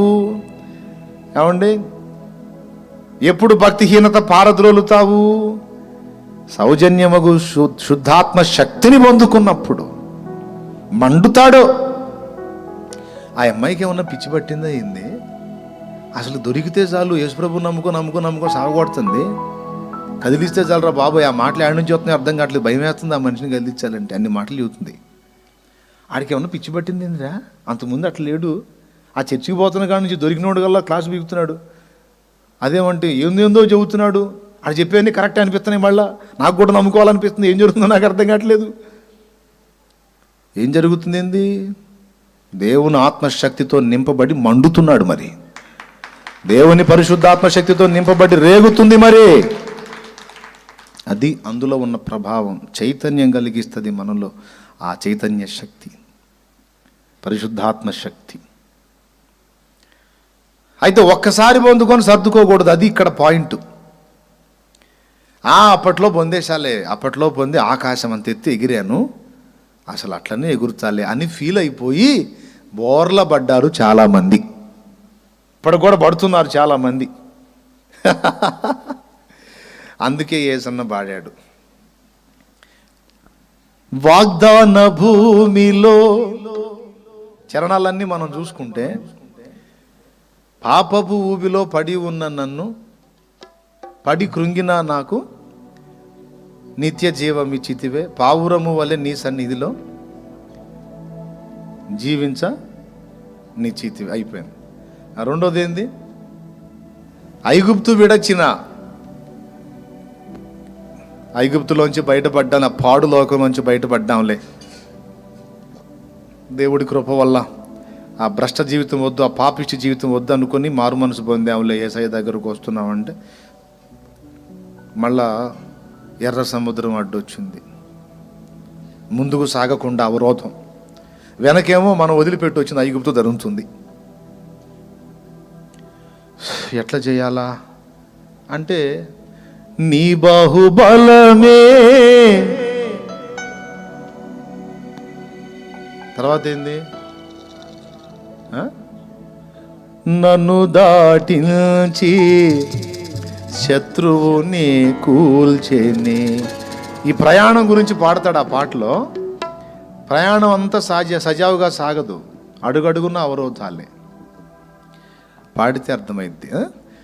ఐగుప్తు విడచిన ఎర్ర సముద్రము అడ్డురానే వచ్చనే, ఐగుప్తు విడచిన ఎర్ర సముద్రము అడ్డురానే వచ్చనే, నీ బాహుబలమే నన్ను దాటించి శత్రువునే కూల్చెనే, నీ బాహుబలమే నన్ను దాటించి శత్రువునే కూల్చెనే, నా జీవం నీ కృపలో దాచితివే, నా జీవిత కాలమంతా ప్రభువా నీవే నా ఆశ్రయం, నా ఆశ్రయం, నా జీవం నీ కృపలో దాచితివే. స్తోత్రం. ఐగుప్తు నుంచి బయటపడ్డానే కానీ ఐగుప్తు వెంటబడుతుంది. ఐగుప్తు అంటే లోకం. లోకంలోంచి బయటపడి నీ దగ్గరకు వచ్చాను కానీ బయటికి పోగానే లోకం వెంటబడుతుంది. ప్రభువా, ఎంత పోరాడదామన్నా నా వల్ల కావట్లేదు, మళ్ళీ వెళ్ళిపోతానేమో అనిపిస్తుంది నాయన అని మదన పడతాడు విశ్వాసి. అప్పుడేం జరుగుతుంది? నీ బాహుబలము, యెహోవా బాహువైన యేసయ్య జోక్యం చేసుకొని నువ్వు యుద్ధం చేయకుండా నిన్నెత్తుకొని ఆయనే యుద్ధం చేస్తాడు. నీకోసం ఎర్ర సముద్రం పాయలు చేస్తాడు, వెనక తరిమేటువంటి ఐగుప్తును కూడా అడ్డగిస్తాడు. Praise the lord. అమ్మయ్యా, అయిపోయింది, ఇంకా భయం లేదులే అనుకుని మళ్ళీ కొంచెం ముందుకు వస్తే, కానాను యాత్రలో అది కలత చెంది తినే, కానాను యాత్రలో యోర్దాను అలలచే కలత చెంది తినే, కాపరివైన నీవు నా ముందు. పాడాలి.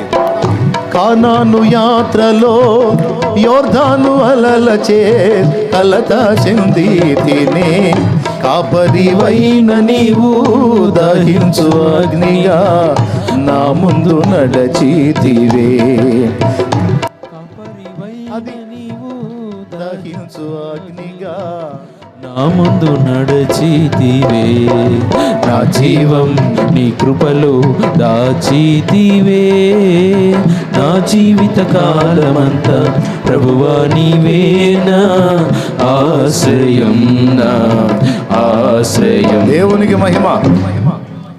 డ్రైగా పాడకుండా ఫీల్లో పాడాలి కదా, ఏదో పాఠం అప్పచెప్పినట్టుగా మనం ఫీల్ అవ్వాలట. దేవునికి స్తోత్రం. హల్లెలూయా. మళ్ళా యోర్దాను అడ్డొచ్చింది. అడ్లే అన్నీ.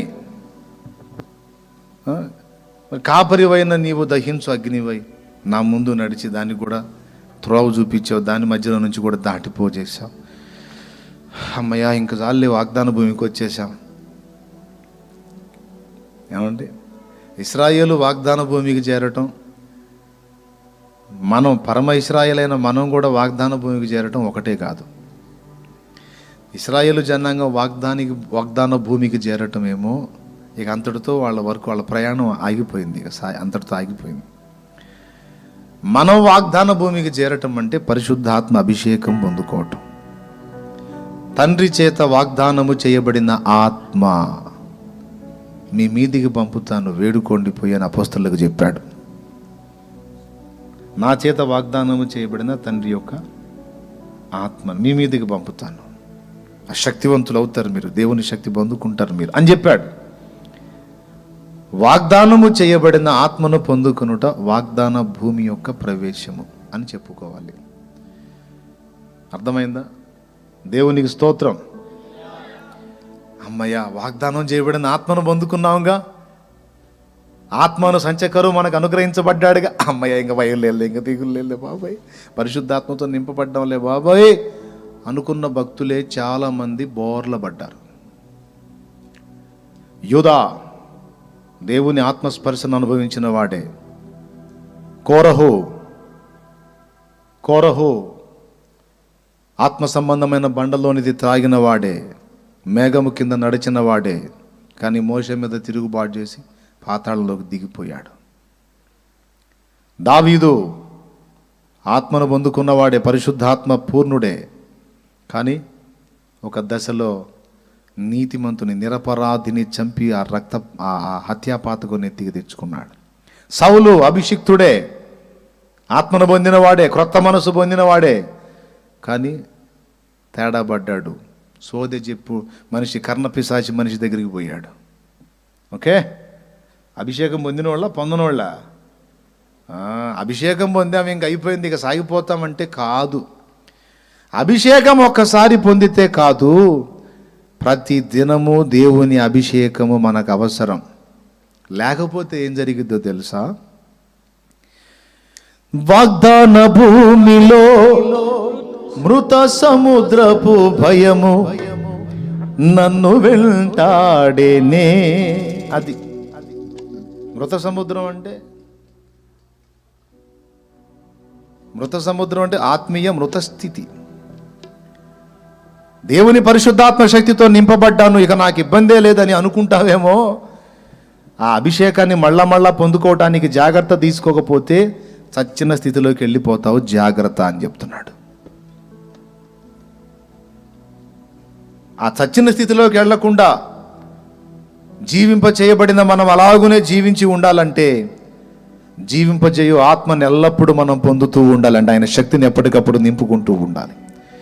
దీపం వెలుగుచూ ఉండాలి అంటే నూనె నిరంతరం పోయబడుచూ ఉన్నట్లే మన ఆత్మీయ దీపం వెలుగుచూ ఉండాలంటే దేవుని పరిశుద్ధాత్మ తైలము నిత్యము ప్రోక్షింపబడాలి.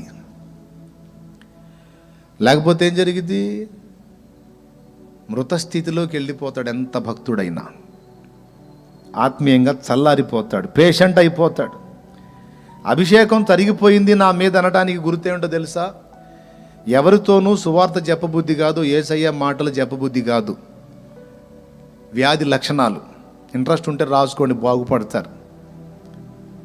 అంత మాకు తెలివితేటలు ఉన్న మాకేమి అంత జ్ఞాపక శక్తి తక్కువేం కాదు, మేము పెద్ద మేధావులం అనుకుంటే రాసుకోవాకండి. లేదన్నా కాస్త నాకు అవసరమేనన్నా ఇదంటే పేషెంట్ లక్షణాలు చెబుతున్నారు, రాసుకో. పైన అభిషేకం ఉందా పోయిందా, అభిషేకం ఉందా ఖర్చు అయిపోయిందా, అభిషేకం ఉన్నోళ్ళ లక్షణాలు ఎలా ఉంటాయి, అభిషేకం ఖర్చు అయిపోయినోడు తరిగిపోయినోళ్ళ లక్షణాలు ఎలా ఉంటాయి అంటే, దేవుని గురించి మాట్లాడబుద్ధి కాదు, సువార్త చెప్పబుద్ధి కాదు. వ్యాధి లక్షణాల్లో మొదటిది ఇది. రెండవది, దేవుని వాక్యం అనే ఆత్మీయ ఆహారము రుచించదు. మళ్ళా లోకపు మాటలు మాత్రం భలే బాగుంటాయి. ఈ జబ్బులో మరి అదొక వెరైటీ అన్నమాట. పేషెంటు, టీబీ పేషెంటు వాస్తవంగా తీపి తినకూడదు అంటారు, షుగర్ పేషెంటు తీపి తినకూడదు అంటాడు. వాళ్ళిద్దరికి దాని మీదే లాగుతుంటుంది అన్నట్టు. దేవునికి స్తోత్రం కలుగును గాక. హల్లెలూయా. ఏదైతే తినకూడనిదో దాని మీదుగా లాగుతుంటుంది మనసు అన్నట్టు ఈ అభిషేకం తరిగిపోయినటువంటి వ్యక్తి లక్షణాలు ఇలా ఉంటాయి అన్నమాట. దేవుని మాటలు చెప్పబుద్ధి కాదు, కానీ లోకపు మాటలు మాత్రం ఇతరులతో బాగానే పంచుకుంటూ ఉంటారు. అప్పుడేం అనిపించదు, కానీ దేవుని మాటలు వినాలన్నా ధ్యానించాలన్నా కొంచెం ఇబ్బంది, చేదనిపిస్తుంది. జబ్బు కదా మరి. ఆత్మ అభిషేకం తరిగిపోయింది. రెండవ లక్షణం ఏంటి?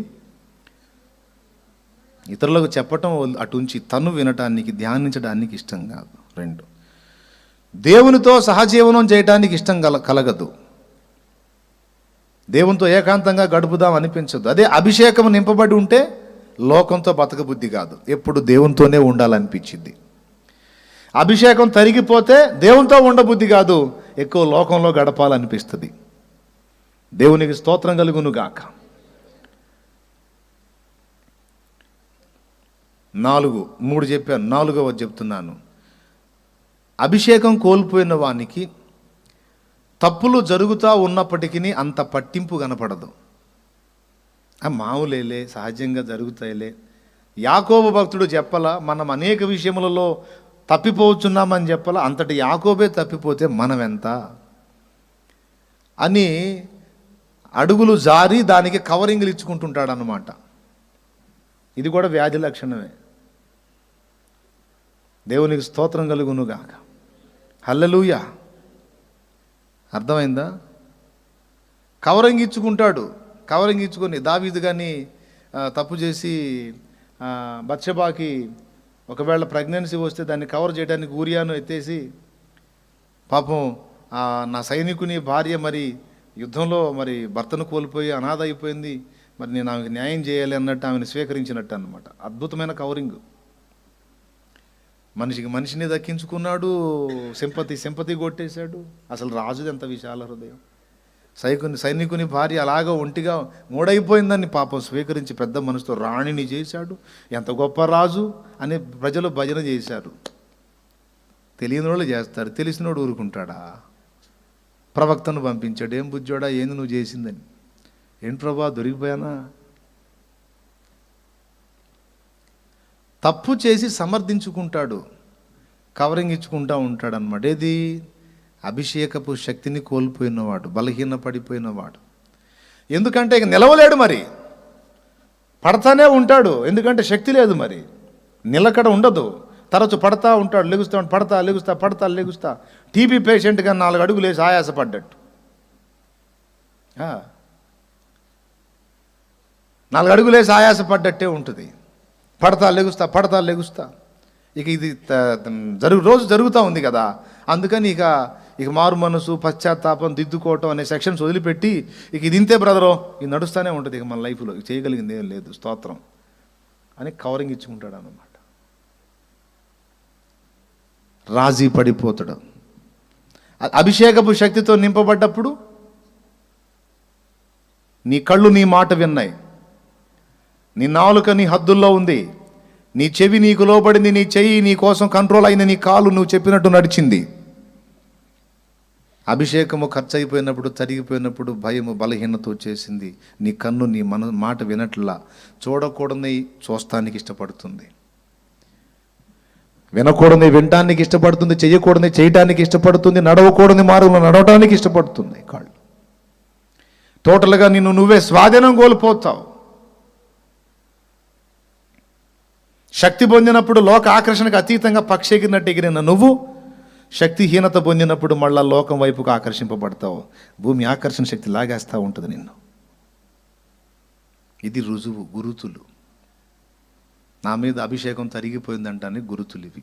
ఈ లక్షణాలు గుర్తుపట్టి అమ్మ బాబోయ్ నేను తేడా పడ్డానని మళ్ళీ అవసరమైతే హెల్త్ బాగుండి ఎసిడిటీ, గ్యాస్ట్రిక్ సమస్య లేకుండా, షుగర్ బీపీలు లేకుండా, కాస్త ఆరోగ్యం బాగుంటే అర్జెంటుగా వెళ్ళి ఉపవాసం ప్రతిష్ఠించుకొని మోకాళ్ళు వేయాలి. మోకాళ్ళు వేసి ఆయన పాదాలు పట్టుకొని మళ్ళా నన్ను అభిషేకముతో నింపయ్యా అని ప్రార్థన చేసుకోవాలి. ఆ ప్రార్థన మళ్ళా ఒక 3 రోజులు 4 రోజులు చేసి సర్దుకోవటం కాదు, అది మొదలు ఇక రోజు చేయాలి. ఎవ్రీ డే, ఎవ్రీ మార్నింగ్ మోకాళ్ళుని అయ్యా నన్ను నీ శక్తితో నింపు, నీ బలముతో నింపు, చల్లారిపోనీయొద్దు, నా దీపము కుడిగట్టుకు పోనీయొద్దు. నన్ను నిత్యము వెలిగించు తండ్రి, వెలిగించు తండ్రి. అది ఆ పాటలో పాడుకుంది. ప్రతిదినము నీ యొద్దకు ఆకర్షించి ప్రభువా నిన్ను ప్రేరణనిచ్చి, ప్రతిదినము నీ యొద్దకు ఆకర్షించి ప్రభువా నిన్ను ప్రార్థింపగ ప్రేరణనిచ్చి, ప్రతి చోట నీకై జ్యోతిగా నిలిపి, ప్రతి చోట నీకై జ్యోతిగా నిలిపి, పరిశుద్ధాత్మతో నన్ను నింపుమా, పరిశుద్ధాత్మతో నన్ను నింపుమా, ఆరాధనే చేయనా, ఆనందమే పొందనా, ఆరాధనే చేయనా, ఆనందమే పొందనా. దేవా నా దేవుడవు నీవేనని, నామది నేలే రాజువు నీవేనని, దేవా నా దేవుడవు నీవేనని, నామది నేలే రాజువు నీలేనని, ఆరాధనే చేయనా, ఆనందమే పొందనా, ఆరాధనే చేయనా, ఆనందమే పొందనా. దేవునికి మహిమ. హల్లెలూయా. అదండి సంగతి. చాలా క్లియర్గా చెప్పా. ఎంతమందికి అర్థమైందో ఏమో మరి. రిఫరెన్సెస్ కూడా చూపించి చెప్పా. అసలు ఈ సంగతే మన గుర్తు లేకుండా చేస్తాడు ఆ లూసిఫర్ గాడు. తెలుసా మీకు? అసలు ఇది మనకంత సీరియస్ కాదన్నట్టు తేల్చేస్తాడు ఆ సైతాను. మన మైండ్లో ఉండకుండా అవకాశం ఉన్నంత వరకు తొందరగా దాన్ని తీసేస్తూ ఉంటాడు. ఈరోజు విన్నప్పుడు ఇంటికి పోయినాక మోకాళ్ళు వేస్తారని నాకు తెలుసు. ఈ లైవ్లో ఉన్నవాళ్ళు కూడా మోకాళ్ళు వేసి, అయ్యా నిజమే ప్రభువా, నీ శక్తితో నన్ను నింపు నాయన, స్తోత్రం, హల్లెలూయా, గ్లోరీ అంటారని తెలుసు నాకు. ఈరోజు అంటారు, ఇది గుర్తుంటే రేపు కూడా అంటారు, ఎల్లుండి మళ్ళా అన్నారు. ఎందుకు? ఖచ్చితంగా వాడు నీ మనస్సు మీద వాడు పని చేసి అందులో నాటబడిన ఈ వాక్య విత్తనాలు లాగేస్తాడు వాడు. ఎయ్యి ముఖ్యమైనవి ఉంటాయో అవి నీ మైండ్లో ఉండనియడు వాడు యుద్ధం అక్కడ చేస్తాడు. అవును విజయ్, అవునా కదా? నిజం చెప్పు విజయ్, గుర్తుంటుందా ఇది? ఉంటుందా? ఉండదు. దేవునికి స్తోత్రం. హల్లెలూయా. కానీ ఇది వాస్తవమా కాదా? ఇప్పుడు మీరు చెప్పండి. రోజు అడుగుతున్నారా మీరు మోకాళ్ళలోని ప్రత్యేకంగా భారంతో, ఈ దినమంతటికి కావలసిన శక్తి నీవు నాయన, ఎప్పటికప్పుడు నీ ఆత్మ బలముతో నన్ను నింపు ప్రభువా, లేకపోతే చల్లారిపోతానయ్యా, శక్తిహీనమైపోతానయ్యా, పనికి రాకుండా అయిపోతాను ప్రభువా, నాకు బలమేమో అడుగుతావు రోజు. ఎవరో అరాకొర అడిగి మరి కాసేపు ఆ ఆత్మీయతను అనుభవించిన దాకా ఆగుతావా?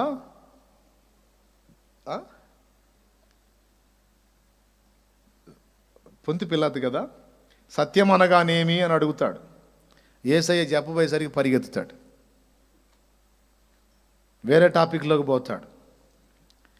ఫేస్తో అడుగుతాడు పౌలుని. పౌలు మొదలు పెట్టబోయేసరికి ఇక చాలును, మరొక పర్యాయం విందును అని ఆపుతాడు. అట్లాగా మనోళ్ళు అడుగుతాం, మనం అందరం అడుగుతాం. ఆయన ఆ శక్తిని మన మీద కుమ్మరించిన దాకా నిలుపు నిదానం కలిగి ఆయన సన్నిధిని నిలవం.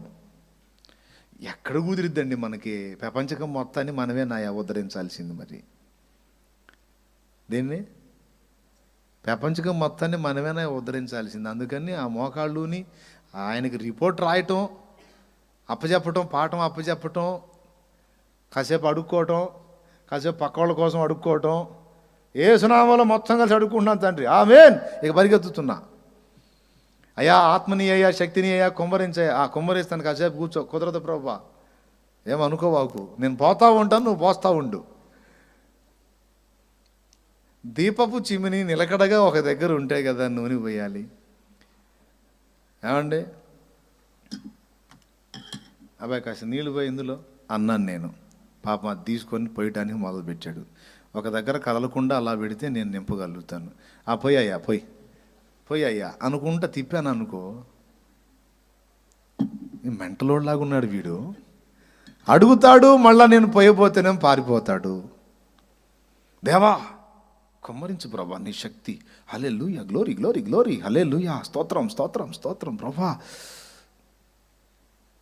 అరే కాసేపు కూర్చోరయ్యా, నేను నీకు శక్తిని ఇస్తాను, కూర్చోరా, వాక్యం చదువురా, నా మాటల్లో ఆత్మ ఉందిరా, జీవం రా, నా మాటలు చదువు నాన్న, తిను నాన్న, వాక్యం తినరా. వాగ్దాన భూమిలో మృత సముద్రపు భయము నన్ను వెంటాడేనే, వాక్యమయ్యున్న నీ సహవాసము ధైర్యము పుట్టించెనే, వాక్యమయ్యున్న నీ సహవాసము ధైర్యము పుట్టించెనే, నా జీవం నీ కృపలో దాచితివే, నా జీవిత కాలమంతా ప్రభువా నీవే నా ఆశ్రయం, నా ఆశ్రయం. దేవునికి మహిమ. కూర్చున్నాను, నా సన్నిధిలో కూర్చోరా, వాక్యం చదువురయ్యా, వాక్యం ధ్యానించున్నాను అంటే, ఏం ప్రభా అసలు ఒక్క అధ్యాయం చదివా ప్రభా, స్తోత్రం అయ్యా, అసలు ఒక్క వచనం వాడిని నేను ఒక్క అధ్యాయం చదివా ప్రభా, 2 చదివానయ్యా, ఈరోజు 5 అధ్యాయాలు చదివానయ్యో, అబ్బో మస్తు తిన్నావురా బాబు, బయటకు వచ్చేటట్టుంది నోట నుంచి మళ్ళీ తిన్నదంతా. 5 అధ్యాయాలంట. నేను మీతో చెప్పు మాటలు ఆత్మయు జీవమునై ఉన్నవి అన్నాడు. ఆయన శక్తి మనం నింపబడాలి, ఆయన శక్తితో నింపబడాలంటే ఆయన వాక్కు మన లోపల ప్రవేశించాలి. వాక్యమై ఉన్న క్రీస్తు ఏ వ్యక్తిలో ప్రవేశిస్తాడో పావురం, పరిశుద్ధాత్మ పావురం ఆ వ్యక్తి మీద ఉంటుంది. దేవునికి స్తోత్రం. వాక్యమై ఉన్న క్రీస్తుకు తలుపులు తీయకుండా తలుపులేసి మోకాళ్ళ కొలత సరిపోదయ్యా, పాదాల కొలత సరికాదయ్యా, ఈతల మునిగి లేవాలయ్యా, తేలి తేలి ఆడాలయ్యా. ఆడుకో, తలుపులు వేసుకున్నావు, ఆడుకోరా, తలుపు తీరా. వాక్యమై ఉన్న నేను ప్రవేశిస్తాను లోపల. వాక్యమై ఉన్న నేను ఏ హృదయ గదిలో ఉంటానో ఆ వ్యక్తి మీద నాయన అభిషేకం నిలిచి ఉండేది. దావీదు ఎక్కడ తేడా పడ్డాడో తెలుసా? వాక్యాన్ని నిర్లక్ష్యం చేసే తేడా పడ్డాడు. సౌలు ఎక్కడ తేడా పడ్డాడో తెలుసా? దేవుని మాటలను తిరస్కరించే తేడా పడ్డాడు. కొరహ ఎక్కడ తేడా పడ్డాడో తెలుసా? దేవుని వాక్కును తృణీకరించే తేడా పడ్డాడు. బిలాం ఎక్కడ తేడా పడ్డాడో తెలుసా? వారు ఆశీర్వదించబడిన వారు, నువ్వు వారిని శపించకూడదు అని చెప్పినా దాన్ని తిరస్కరించి ఇడు భ్రష్టుడయ్యాడు. చూడండి, తేడా పడ్డ వాళ్ళందరూ కూడా వాక్కును పక్కన పెట్టే తేడా పడ్డారు, వాక్యాన్ని నెగ్లెక్ట్ చేసే తేడా పడ్డారు. దేవుని వాక్కు ఎంత నింపబడాలో మనలో. ప్రార్థన చేస్తారు, గంటల గంటల ప్రార్థన చేసేవాళ్ళు ఉన్నారు, కానీ గంటల గంటల వాక్యాన్ని ధ్యానించడానికి శక్తి చాలదు. కనీసం 2 అధ్యాయాలు చదివితే కునుగుపాటు వస్తూ ఉంటుంది. మళ్ళీ 3 గంటల సినిమా కళ్ళు పేలిపోయిన దాకా చూడబుద్ధి అయింది. అవునా? 3 గంటల సినిమా. ఈ కార్తీక దీపం నాటిక సీరియల్ అయితే అసలు ఎపిసోడ్లే చూడబుద్ధి అయింది. మొగిలి రేకులు, చిన్న కోళ్ళు, పెద్ద కోళ్ళు, అత్తవారింటికి దారేది, అల్లుడు గారి కొంపేదని, ఇవన్నీ అయితే మొత్తం రోజుకు కొంతమంది. ఒక ఆమె చదువుతుంది 8 చూస్తానన్నా, ఇంకొక ఆమె చదువుతుంది 4 అన్నా 4. కనీసం ఒక్కొక్కటి ½ అన్ అవర్ వేసుకున్న 2 అవర్స్ అవుతుందిగా. అన్న 2 గంటలు నేను వాక్యం చదువుతానన్న అన్నోళ్ళు నాకు కనపడలా. అత్తగారింటికి దారి, అమ్మగారింటికి దారి, ఇయా మనకి నిత్య జీవాన్ని ఇచ్చేది, ఇయా అభిషేకాన్ని తెచ్చిపెట్టేది. ఆత్మాభిషేకం కోల్పోయిన వాళ్ళు అయ్యే చూసుకుంటారు. ఇక మరి మోకాళ్ళుని పరలోక దర్శనం చూసే శక్తి వాళ్ళకి ఎక్కడ ఏడిసింది? రెక్కలు తెగిన పక్షుల వలె నేలకు అతుక్కుపోతారు. ఆత్మశక్తితో నింపబడిన వాళ్ళు వాటికి వ్యతిరేకంగా ఎగురుతారు పైకి.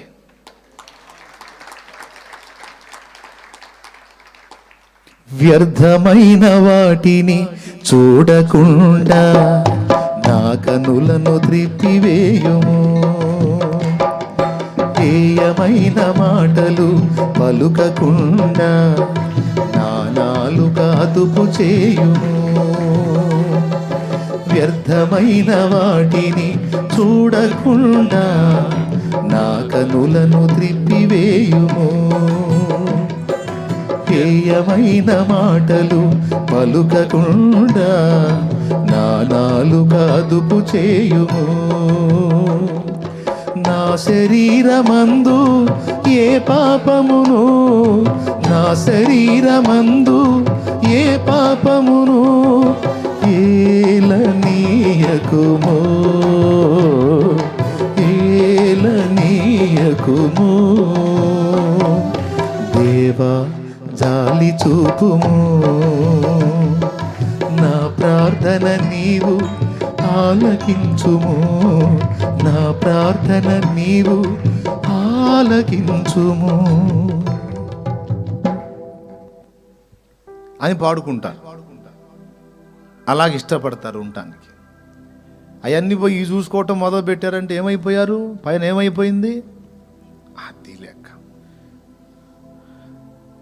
దుష్టుల ఆలోచన చొప్పున నడవక, పాపుల మార్గమున నిలువక, అపహాసకులు కూర్చుండు చోటును కూర్చుండక, యెహోవా ధర్మశాస్త్రమునందు ఆనందించుచు. అయ్యా ఎప్పుడెప్పుడయ్యా? దీవారాత్రమా ధ్యానించువాడు. ఈ మాట మనకు చెప్పిన ఎవరు? పగలు సాయంత్రం ఎప్పుడు ఖాళీ దొరికితే అప్పుడు ధ్యానించమన్నాడు కదా. అసలు దీవారాత్రం తెంపు లేకుండా ధ్యానించమన్నాడు కదా. అబ్బా, మామూలు విషయం కాదు. మరి మేడగది మీద సాయంత్రం పూట సల్లబూట తిరిగాడేంది? ఏ జామున పండుకుంటే ప్రొద్దుగుంక వెళ్ళేశాడు. మధ్యాహ్నం లంచ్ అయిపోయిన తర్వాత బబ్బుంటే సూపర్గా నిద్రపోయి, ప్రార్థన వేళ అయిపోయింది. యూదుల ప్రార్థనా సమయం 3 గంటలకి. ఒకవేళ 3 గంటలు ప్రార్థనలో ఉంటే 4 గంటల దాకా ప్రార్థన చేసి 5ంటికి పండుకుంటే 6ంటికి లెగుస్తాడా? ప్రొద్దుగుంకు మాట లెగుస్తాడా? లేదు. ప్రార్థనా కాలం కూడా వదిలేశాడు. యూదుల ధర్మం ప్రకారం పగలు 3 గంటల వేళ ప్రార్థనా కాలం. ఆ ప్రార్థనా కాలాన్ని కూడా అశ్రద్ధ చేశాడు. మధ్యాహ్నం తిన్నాడు, బబ్బున్నాడు. ప్రార్థన పోయింది, వాక్య ధ్యానం పోయింది. 2 పోయినాయి కాబట్టి బత్షెబ వచ్చింది. దేవునికి స్తోత్రం కలుగును గాక. మీకు దండం పెడతా, పెద్దగా చెప్పండి. దండం పెడితే కానీ చెప్పరా. చాలా కీలకమైన విషయం ఇది, గుర్తుపెట్టుకోవాలి. భక్తి సాధన చేసేవానికి ఆయువు పట్లు ఇవి. అర్థమైందా? కరాటే చేసేవాడికి ఆయువు పట్లు ఉంటాయి కదా, అట్లాగా భక్తి సాధన చేసేవాడికి కీలకమైన విషయాలు. సైతానుగాడు దాడి చేస్తాడు మీ మెదళ్ళు, మీ ఆలోచనలు, మీ హృదయంలో లేకుండా తీసేయటానికి. జాగ్రత్త పడండి, దిద్దుకోండి, సరి చేసుకోండి. ఇదంతా ఆదికాండ ధ్యానంలో వచ్చింది మనకి. దేవునికి స్తోత్రం. ఈ రకంగా చెప్పుకుంటా పోతే ఇక సంవత్సరాలు చెప్పినా తరగదు అది. అలాంటి సంగతులు ఉన్నాయి అందులో. దేవునికి మహిమ. ఇప్పుడేం జరిగింది? ఇక 5వ రోజు అనుభవం. ఆకాశంలో ఎగురుతున్న పక్షి, భూమి ఆకర్షణ శక్తికి వ్యతిరేకంగా ఎగిరే పక్షి. నేను పర్వాలేదు, ఇప్పుడు బాగానే ఉన్నాను, ఆత్మతో నింపబడ్డాను, మండుతున్నాను అనుకుంటూ చిన్నగా స్వాతిశయంలోకి వెళ్ళిపోవచ్చు, లేకపోతే అభిషేకం కోల్పోవచ్చు. ఏదన్నా జరగని మొత్తానికి మళ్ళా దిగజారిపోయే పరిస్థితులు ఫేస్ చేస్తాడు భక్తుడు. క్రమక్రమంగా చల్లారిపోతూ ఉంటాడు, క్రమక్రమంగా తరిగిపోతూ ఉంటాడు. చురుకైనోడైతేనే గుర్తుపట్టి మళ్ళా వెంటనే తిప్పుకుంటాడు. నాకు తెలిసి దాదాపు 100లో 99 మంది తిప్పుకోరు. కొన్నిసార్లు దెబ్బలు తిని అనుభవాలు పొంది అప్పుడు జాగ్రత్త పడతారు. ఇంతమంది కూర్చున్నారు ఇక్కడ. పరిశుద్ధాత్మతో ఒక్కసారి నింపబడి ఆ అనుభవంతో అలాగునే ఇప్పటిదాకా మండుతున్న వాళ్ళు చేతులు ఎత్తండి. అప్పటి నుంచి ఇప్పటిదాకా అసలు ఒక్కసారి కూడా బ్యాలెన్స్ మిస్ కాకుండా భగభగ మండుతున్నాను అన్నోళ్ళు చేతులు ఎత్తండి. అంటే ఒక్కళ్ళు కూడా ఎత్తలా. లేదన్నా ఈ పడతాలు లెగుస్తూ ఉన్న అనుభవం నేను కూడా అనుభవిస్తున్నాను అన్న అన్నోళ్ళు చేతులు ఎత్తండి యథార్థంగా, అబద్ధాలు ఆడకుండా. యథార్థవంతులు 1000 ఏళ్ళు వర్ధిల్లండి, ఎక్కడో పరలోకంలోనూ. దేవునికి స్తోత్రం, హల్లెలూయా. ఎందుకంటే 1000 ఏళ్ళు రాకడ ఉండదు కాబట్టి.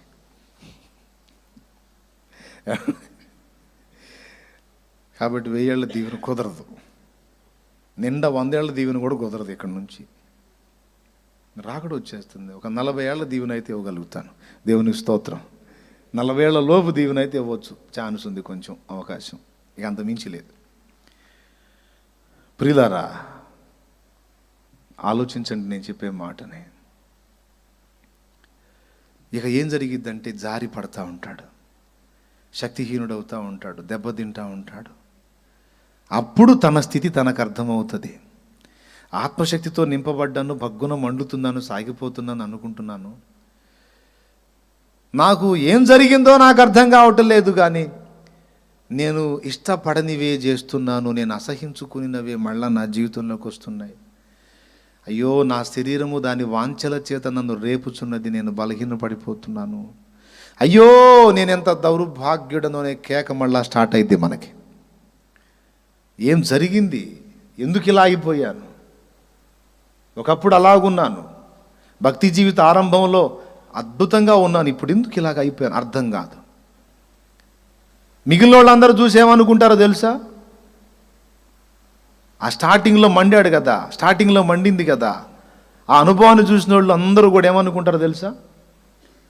అసలు విజయ్ అన్న అమ్మో మంట కలిగిన వ్యక్తి, శాలేమన్న అమ్మో అసలు మామూలు అగ్ని, అక్క అమ్మో కాలిపోద్ది పట్టుకుంటే, అన్న అమ్మో మామూలుగా మండుతున్నారా వాళ్ళు అని వీళ్ళు ఫీల్ అవుతుంటారు. అసలు వాస్తవం ఏందో మనకు తెలుసు.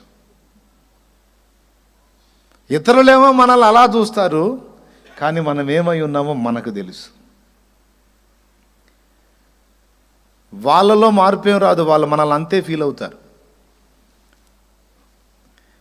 ఇదిగో ఇది ఆరవ దినాన్ని గురించి మాట్లాడేటప్పుడు 6వ రోజు ఏం జరిగింది? జంతువులు మానవులు కదా. అప్పుడు అనుకుంటాడన్నమాట భక్తుడు, వీళ్ళందరూ నన్ను మంచోడు అనుకుంటున్నారు కానీ, వీరందరూ నన్ను పరిశుద్ధుడు అనుకుంటున్నారు కానీ, వీరందరూ నన్ను గొప్పవాడు అనుకుంటున్నారు కానీ, నేను పశుప్రాయుడను అనుకుంటాడన్నమాట. రహస్యంలో తను ఏమై ఉన్నాడో తనకు తెలుసు. కాస్త అర్థమైతే స్తోత్రం చెప్పండి. బయట జనానికి ఎట్ట కనపడతాడు? ఇప్పుడు నేను ఆత్మలో చల్లారాను, స్పిరిచువల్గా దిగజారిపోయానని మీకు తెలుసా? తెలియదు. మీకు కనపడ్డప్పుడు ఏమనుకుంటారు? అమ్మో శాలేమన్నా, వందనాలన్నా అన్నా నేను అనుకుంటాను. ఆత్మీయతలో దిగజారిపోయి ఉంటే మీరేనాయో నాకన్నా, మీరేనాయో నాకన్నా. మీరేమనుకుంటారు? మీరు కూడా ఒకప్పుడు మండి మీరు ఎండిపోతారు కదా. మీరేమనుకుంటారు? మనం ఏదో ట్రై చేసాం కానీ మన వల్ల కాదు, అన్నంత మనం లేదు, అన్నంత అన్నాడా. ఇది నేను అప్పుడప్పుడు జోక్ చెబుతాను చూడు, ఒక ఉపమాన కథ అట్లుంటుంది అన్నమాట. సర్కస్ కంపెనీ వాడి కంపెనీలో జాబు ఖాళీ ఉందని సరైనోడి కోసం వెతుకుతున్నాడంట. ఓ పల్లెటూరులో ఒకడు ఉన్నాడు, వాడు టౌన్కి వచ్చాడు. పాపం బతకడానికి ఏం బతుకు తెరువు దొరకలేదు, ఉద్యోగం కోసం ట్రై చేస్తున్నాడు, ఏం దొరకలేదు. ఈ సర్కస్ కంపెనీకి వెళ్ళాడు. సార్ నాకు ఏదైనా జాబ్ దొరికితే ఏమో వచ్చాను సార్, ఏ పని చెప్పినా చేస్తా సార్, నా కడుపు నిండా అంత అన్నం పెట్టండి సార్ అంటే, జాబ్ చేస్తావా? అది విచిత్రమైన జాబు, జీతం బాగా ఇస్తా అన్నాడు. ఎలాంటిదైనా సరే సార్, నాకు ముందు ఆహారం పెట్టండి, ఎంతో మీకు నచ్చినంత ఇవ్వండి, మీరు ఏది చెప్పినా చేస్తానంటే, నీకు పెద్ద చాకిరీ అని చెప్పను, నేను చెప్పిన పని చేస్తే వెరైటీ ఫుడ్ తినొచ్చు, లైఫ్ను అద్భుతంగా ఎంజాయ్ చేయొచ్చు అంటే, ఓకే సార్ తప్పకుండా, అంతకంటే కావాల్సిందే ఉంది సార్, జీతం ఎంత అంటే, వీడికి 5,000 కూడా జీతం దొరకదు, 20,000 ఇస్తాను అన్నాడు. అమ్మ బాబోయ్ 20,000 జీతమే బాబోయ్, అది మంచి వెరైటీ ఫుడ్ అంటున్నాడు, మంచి జీతం అంటాడు, ఇంతకీ పని ఏంది సార్ అన్నాడు. ఈ మధ్యకాలంలో మా జూలో ఒక జంతువు చచ్చిపోయింది. అది మరి చైనా కోతి, దాని పేరు వరాంగ్ అనే పేరు. అచ్చం మనిషిలాగానే దాని హావభావాలన్నీ చేస్తూ ఉంటుంది. పిల్లలు అసలు రకరకాల పదార్థాలు తెచ్చి దానికి పెట్టేవాళ్ళు. ఎందుకో జబ్బు చేసి చచ్చిపోయింది. ఇప్పుడు నీకు ఆ గెటప్ వేస్తాం. నువ్వు అది ఉన్న బోన్లో ఉండి దానిలాగానే నువ్వు యాక్షన్ చేస్తే చాలు. ఎప్పుడెప్పుడైతే టికెట్స్ ఇస్తామో అప్పుడే నీ డ్యూటీ టైం. సర్కస్ అయిపోయిన తర్వాత ఇక నీ ఖాళీ సమయం, ప్రశాంతంగా ఉండొచ్చు. సర్కస్ స్టార్ట్ అయినప్పుడు మాత్రం నువ్వు ఇక అచ్చంగా దానిలాగానే చేయాలా, జాగ్రత్త. డ్యూటీలో జాయిన్ అయ్యాడు. వాడి బోన్లోకి వాడిని పెట్టారు. ఆ పక్క సింహం బోను, ఈ పక్క మరో జంతువు బోను, ఈ మధ్యలో వీడిని పెట్టారు. అన్నిటికీ టాపులు లేవు, అన్నిటికీ టాపులు లేవు. దేవునికి స్తోత్రం. ఇక సర్కస్ స్టార్ట్ అయింది. పిల్లలు పెద్దోళ్ళు అందరూ జంతువులు చూసుకుంటూ వస్తున్నారు. ఈ వీడి దగ్గర రాగానే వింత వింత చేష్టలు చేస్తా, ఎగురుతా, గంతులు వేస్తూ ఉంటే, అరే మొన్న కోతి లేదనుకున్నా మళ్ళా కోతి వచ్చేసింది, అయ్యో బాబోయ్ అద్భుతంగా వచ్చి ఇంకా బాగా చేస్తుందని అందరూ వచ్చి చూస్తూ ఉంటే, వీడు వాళ్ళు ఆనందంగా చూస్తా రకరకాల పదార్థాలు పెడుతుంటే కోతిలా యాక్షన్ చేస్తానే తింటున్నాడు. తిని వాళ్ళని ఆనంద పెట్టాలని ఎగరటం మొదలుపెట్టాడు. అటుపక్క ఎగిరి ఇటుపక్క ఎగిరి ఎగురుతా ఎగురుతా ఎగురుతా ఎగురుతా సింహం బోన్లో పడ్డాడు. ఈ సింహం బోన్లో పడ్డోడు ఇప్పుడు ఎట్లుంటాడు ఊహించండి మీరు. వీడేమో మనిషి, అదేమో సింహం. వీడు ధనామని ఆడబడంగానే జనాలందరూ ఇంకా వింతగా చూస్తున్నారు. అయ్యా సింహం బోన్లో కోతి పడింది, ఇప్పుడేం జరిగిందో చూద్దామని కన్నార్పకుండా చూస్తున్నారు. సింహం చూస్తూ ఉంది వీడికెళ్ళి. అప్పటిదాకా పిల్లల్ని ఆడించడానికి తైతక్కలు ఆడినోడు ఇప్పుడు ఒరిజినల్ షేక్ స్టార్ట్ అయింది వీడికి. గడగడలాడటం మొదలుపెట్టాడు, దడుచుకోవటం మొదలుపెట్టాడు, వణిగిపోవటం మొదలుపెట్టాడు. ఏం లేదు, కేకేస్తే గుట్టు బయటపడింది. సర్కస్ వాడిని మొత్తం కలిసి కొడతారు.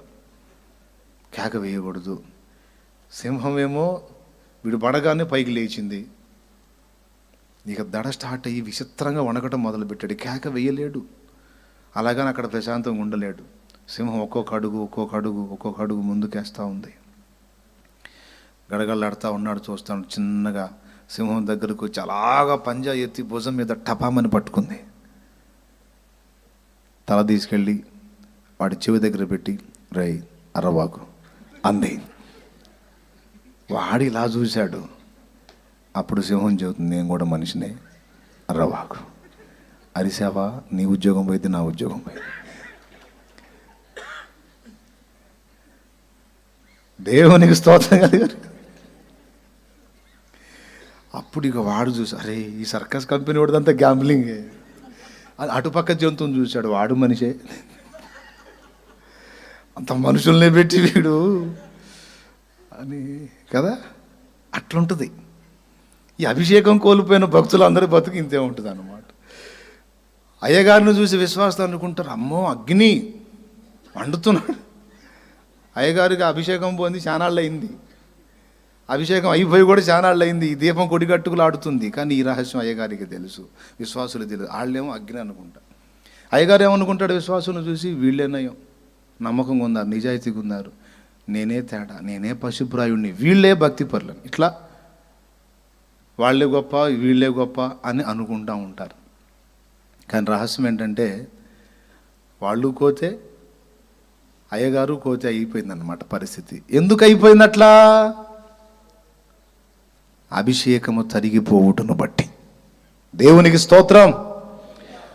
దేవోక్తులను పలికే యాకే కుమారుడైన ఆగూరు సామెతల గ్రంథం 30వ అధ్యాయం 1వ వచనంలో అన్నాడు, మనుషులలో నా వంటి పశుప్రాయుడు లేడు అని.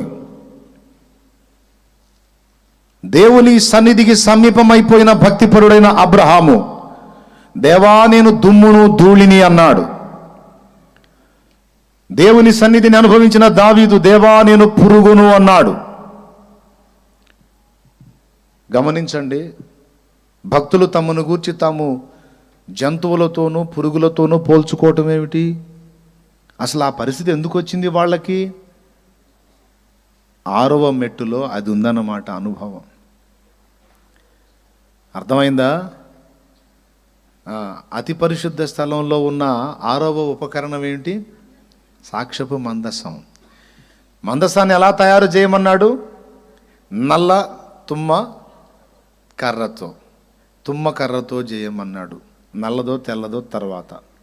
నాకు తెలిసి చెక్క పనికి ఉపయోగించేది తెల్ల తుమ్మ కాదు, నల్ల తుమ్మనే వాడతారు నాకు తెలిసి. మరి మీరేమంటారో నాకు తెలియదు. నల్ల తుమ్మ కర్ర అంటే నల్లగా ఉంటుంది అన్నట్టు, దాంతో చేస్తారు పెట్టెని. దాని మీద బంగారు రేకు పొదిగించవలెను. ఈ భక్తుడు ఏమనుకుంటాడు? నేను నల్ల తుమ్మ కర్రను, నల్ల తుమ్మ పెట్టెను అని తన్ను గూర్చి తన ఫీలింగ్.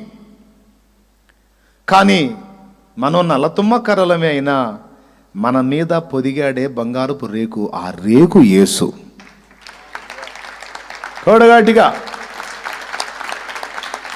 ఆ రేకు యేసు. కాబట్టి ఇప్పుడు మనుషులు మందసంకి వెళ్ళి చూస్తే ఏం కనపడిద్ది? బంగారం కనపడిద్దా? లోపల నల్ల తుమ్మ చెక్క కనపడిద్దా? అవునా? అది యేసయ్యలో ఉన్న మనం సమాజానికి బంగారం లాగే కనపడతాం, పరలోక తండ్రికి కూడా బంగారం లాగానే కనపడతాం. ఎందుకు? యేసు మనల్ని కప్పి ఉన్నాడు కనుక. మన బలహీనమని తెలిసే ఆయన తన రక్తముతో కప్పేశాడు మనల్ని.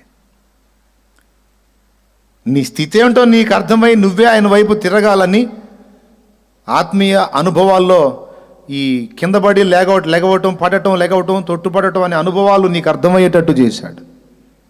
శక్తిహీనమైతే నువ్వు ఎలా నడక సాగక ముందుకు పడిపోతూ ఉంటావో నీకు అర్థమయ్యేటట్టు చేశాడు. అంతకుముందు నీకున్న గొప్ప తలంపులు ఎప్పుడు? క్రొత్తగా అభిషేక తైలంతో నింపబడ్డప్పుడు, ఓ నేను పరిశుద్ధుణ్ణి, అగ్నే, అస్సలు వాళ్ళు తేడా వీళ్ళు తేడా. క్రొత్త తైలం పైన ప్రోక్షింపబడ్డప్పుడు అందరూ తేడాగానే కనపడతారు ఈ భక్తుడికి.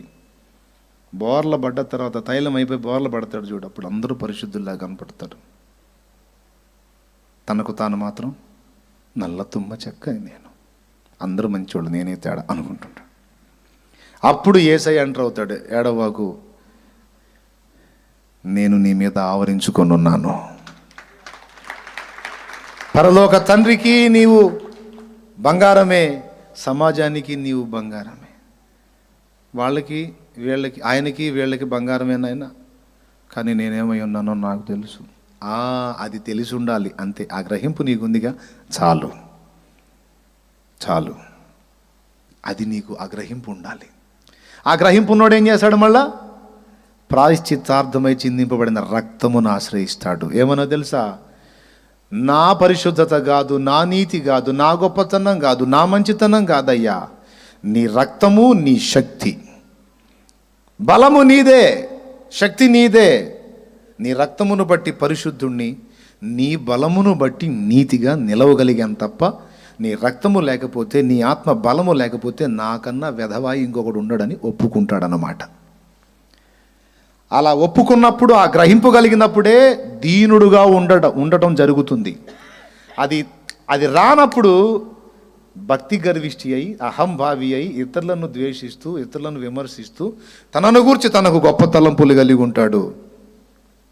ఎప్పుడైతే తన రంగు తనకు అర్థమయ్యేటట్టు దేవుడు చూపిస్తాడు, అప్పుడు విరిగి నలిగిన అనుభవం కలిగిన వాడై ఇతరులందరినీ తనకంటే యోగ్యులుగా ఎంచుకుంటాడు. లేదయ్యా నువ్వు బంగారాన్ని అంటే, నువ్వు బంగారం అని అంటున్నావు, అది నీ ఫీలింగ్. నా ఫీలింగ్ ఏంటో నాకు తెలుసు. నేను నల్ల తుమ్మ చెక్కను. ఆయన నన్ను కప్పాడు కాబట్టి నేను చలామణి అవుతున్నా, లేకపోతే చెల్లుబాటు కాను నేను. దేవునికి స్తోత్రం కలుగును గాక. అంటే స్టార్టింగ్లో ఒకసారి రక్తాన్ని ఆశ్రయించాడు, ముగింపులో మళ్ళీ ఒక్కసారి రక్తం దగ్గరకు వచ్చాడు, ఆ తరువాత విశ్రాంతిలోకి ప్రవేశిస్తాడన్నమాట. దేవునికి స్తోత్రం కలుగును గాక. రక్తముతోనే రక్షణ, రక్తముతోనే విశ్రాంతి. అయిపోయింది. 7 రోజుల సృష్టి. 7వ రోజు తండ్రి ఏం చేశాడు? అది అట్లాగా ప్రభువులోనే మనకు విశ్రాంతి, ఆయనలోనే మనకు ఆదరణ. అందుకే భక్తులంతా పాడుకున్నారు, సిలువదారి నా బలిపీఠమా, నీ రక్తపు కోట నాకు నివాసమా. సిలువదారి నా బలిపీఠమా, నీ రక్తపు కోట నాకు నివాసమా. నన్ను నీవు పిలచిన పిలుపు రహస్యమా, నన్ను నీవు పిలచిన పిలుపు రహస్యమా. ఇది ఏ నీ త్యాగ సంకేతమా, ఇది ఏ నీ త్యాగ సంకేతమా. శ్రీమంతుడా యేసయ్యా నా ఆత్మకు అభిషేకమా, నా అభినయ సంగీతమా. దేవునికి మహిమ. అందరూ పడి లేచిన అనుభవాలతోనే వచ్చారు కదా. అర్థమైందిగా నీ బతుకేందో నీకు, అర్థమైందిగమ్మా నీ రంగేందో నీకు. ఇప్పుడు ఏం చేయాలి నువ్వు? అనుదినము ఆయన రక్తమును ఆశ్రయించాలి. అనుదినము ఆయన బలము పొందినట్లు ఆత్మశక్తిని వేడుకోవాలి. అది ప్రాయశ్చిత్తార్థ దినపు పండుగ. అయ్యా 6వ ఉపకరణం మందసం. 6వ రోజు ఏం జరిగింది? ఏది నిర్మించబడింది? జంతువులు, మానవులు. ఇక 7వ రోజు ఏం జరిగింది? విశ్రాంతి. ఎలా వచ్చింది విశ్రాంతి అంటే కరుణాపీఠాన్ని ఆశ్రయిస్తాడు. అయ్యా ఇక నా కృషి కాదు, నీ కృపను బట్టే నీతిమంతుడయ్యా. ఏదో నీ దయ చూపావు కాబట్టి ఏదో నేను అయ్యా చలామణి అవుతున్నాను, లేకపోతే నా వంటి పశుప్రాయుడు లేడు ప్రభు అని గ్రహించుకొని కరుణాపీఠాన్ని ఆశ్రయించి అక్కడ విశ్రమిస్తాడు.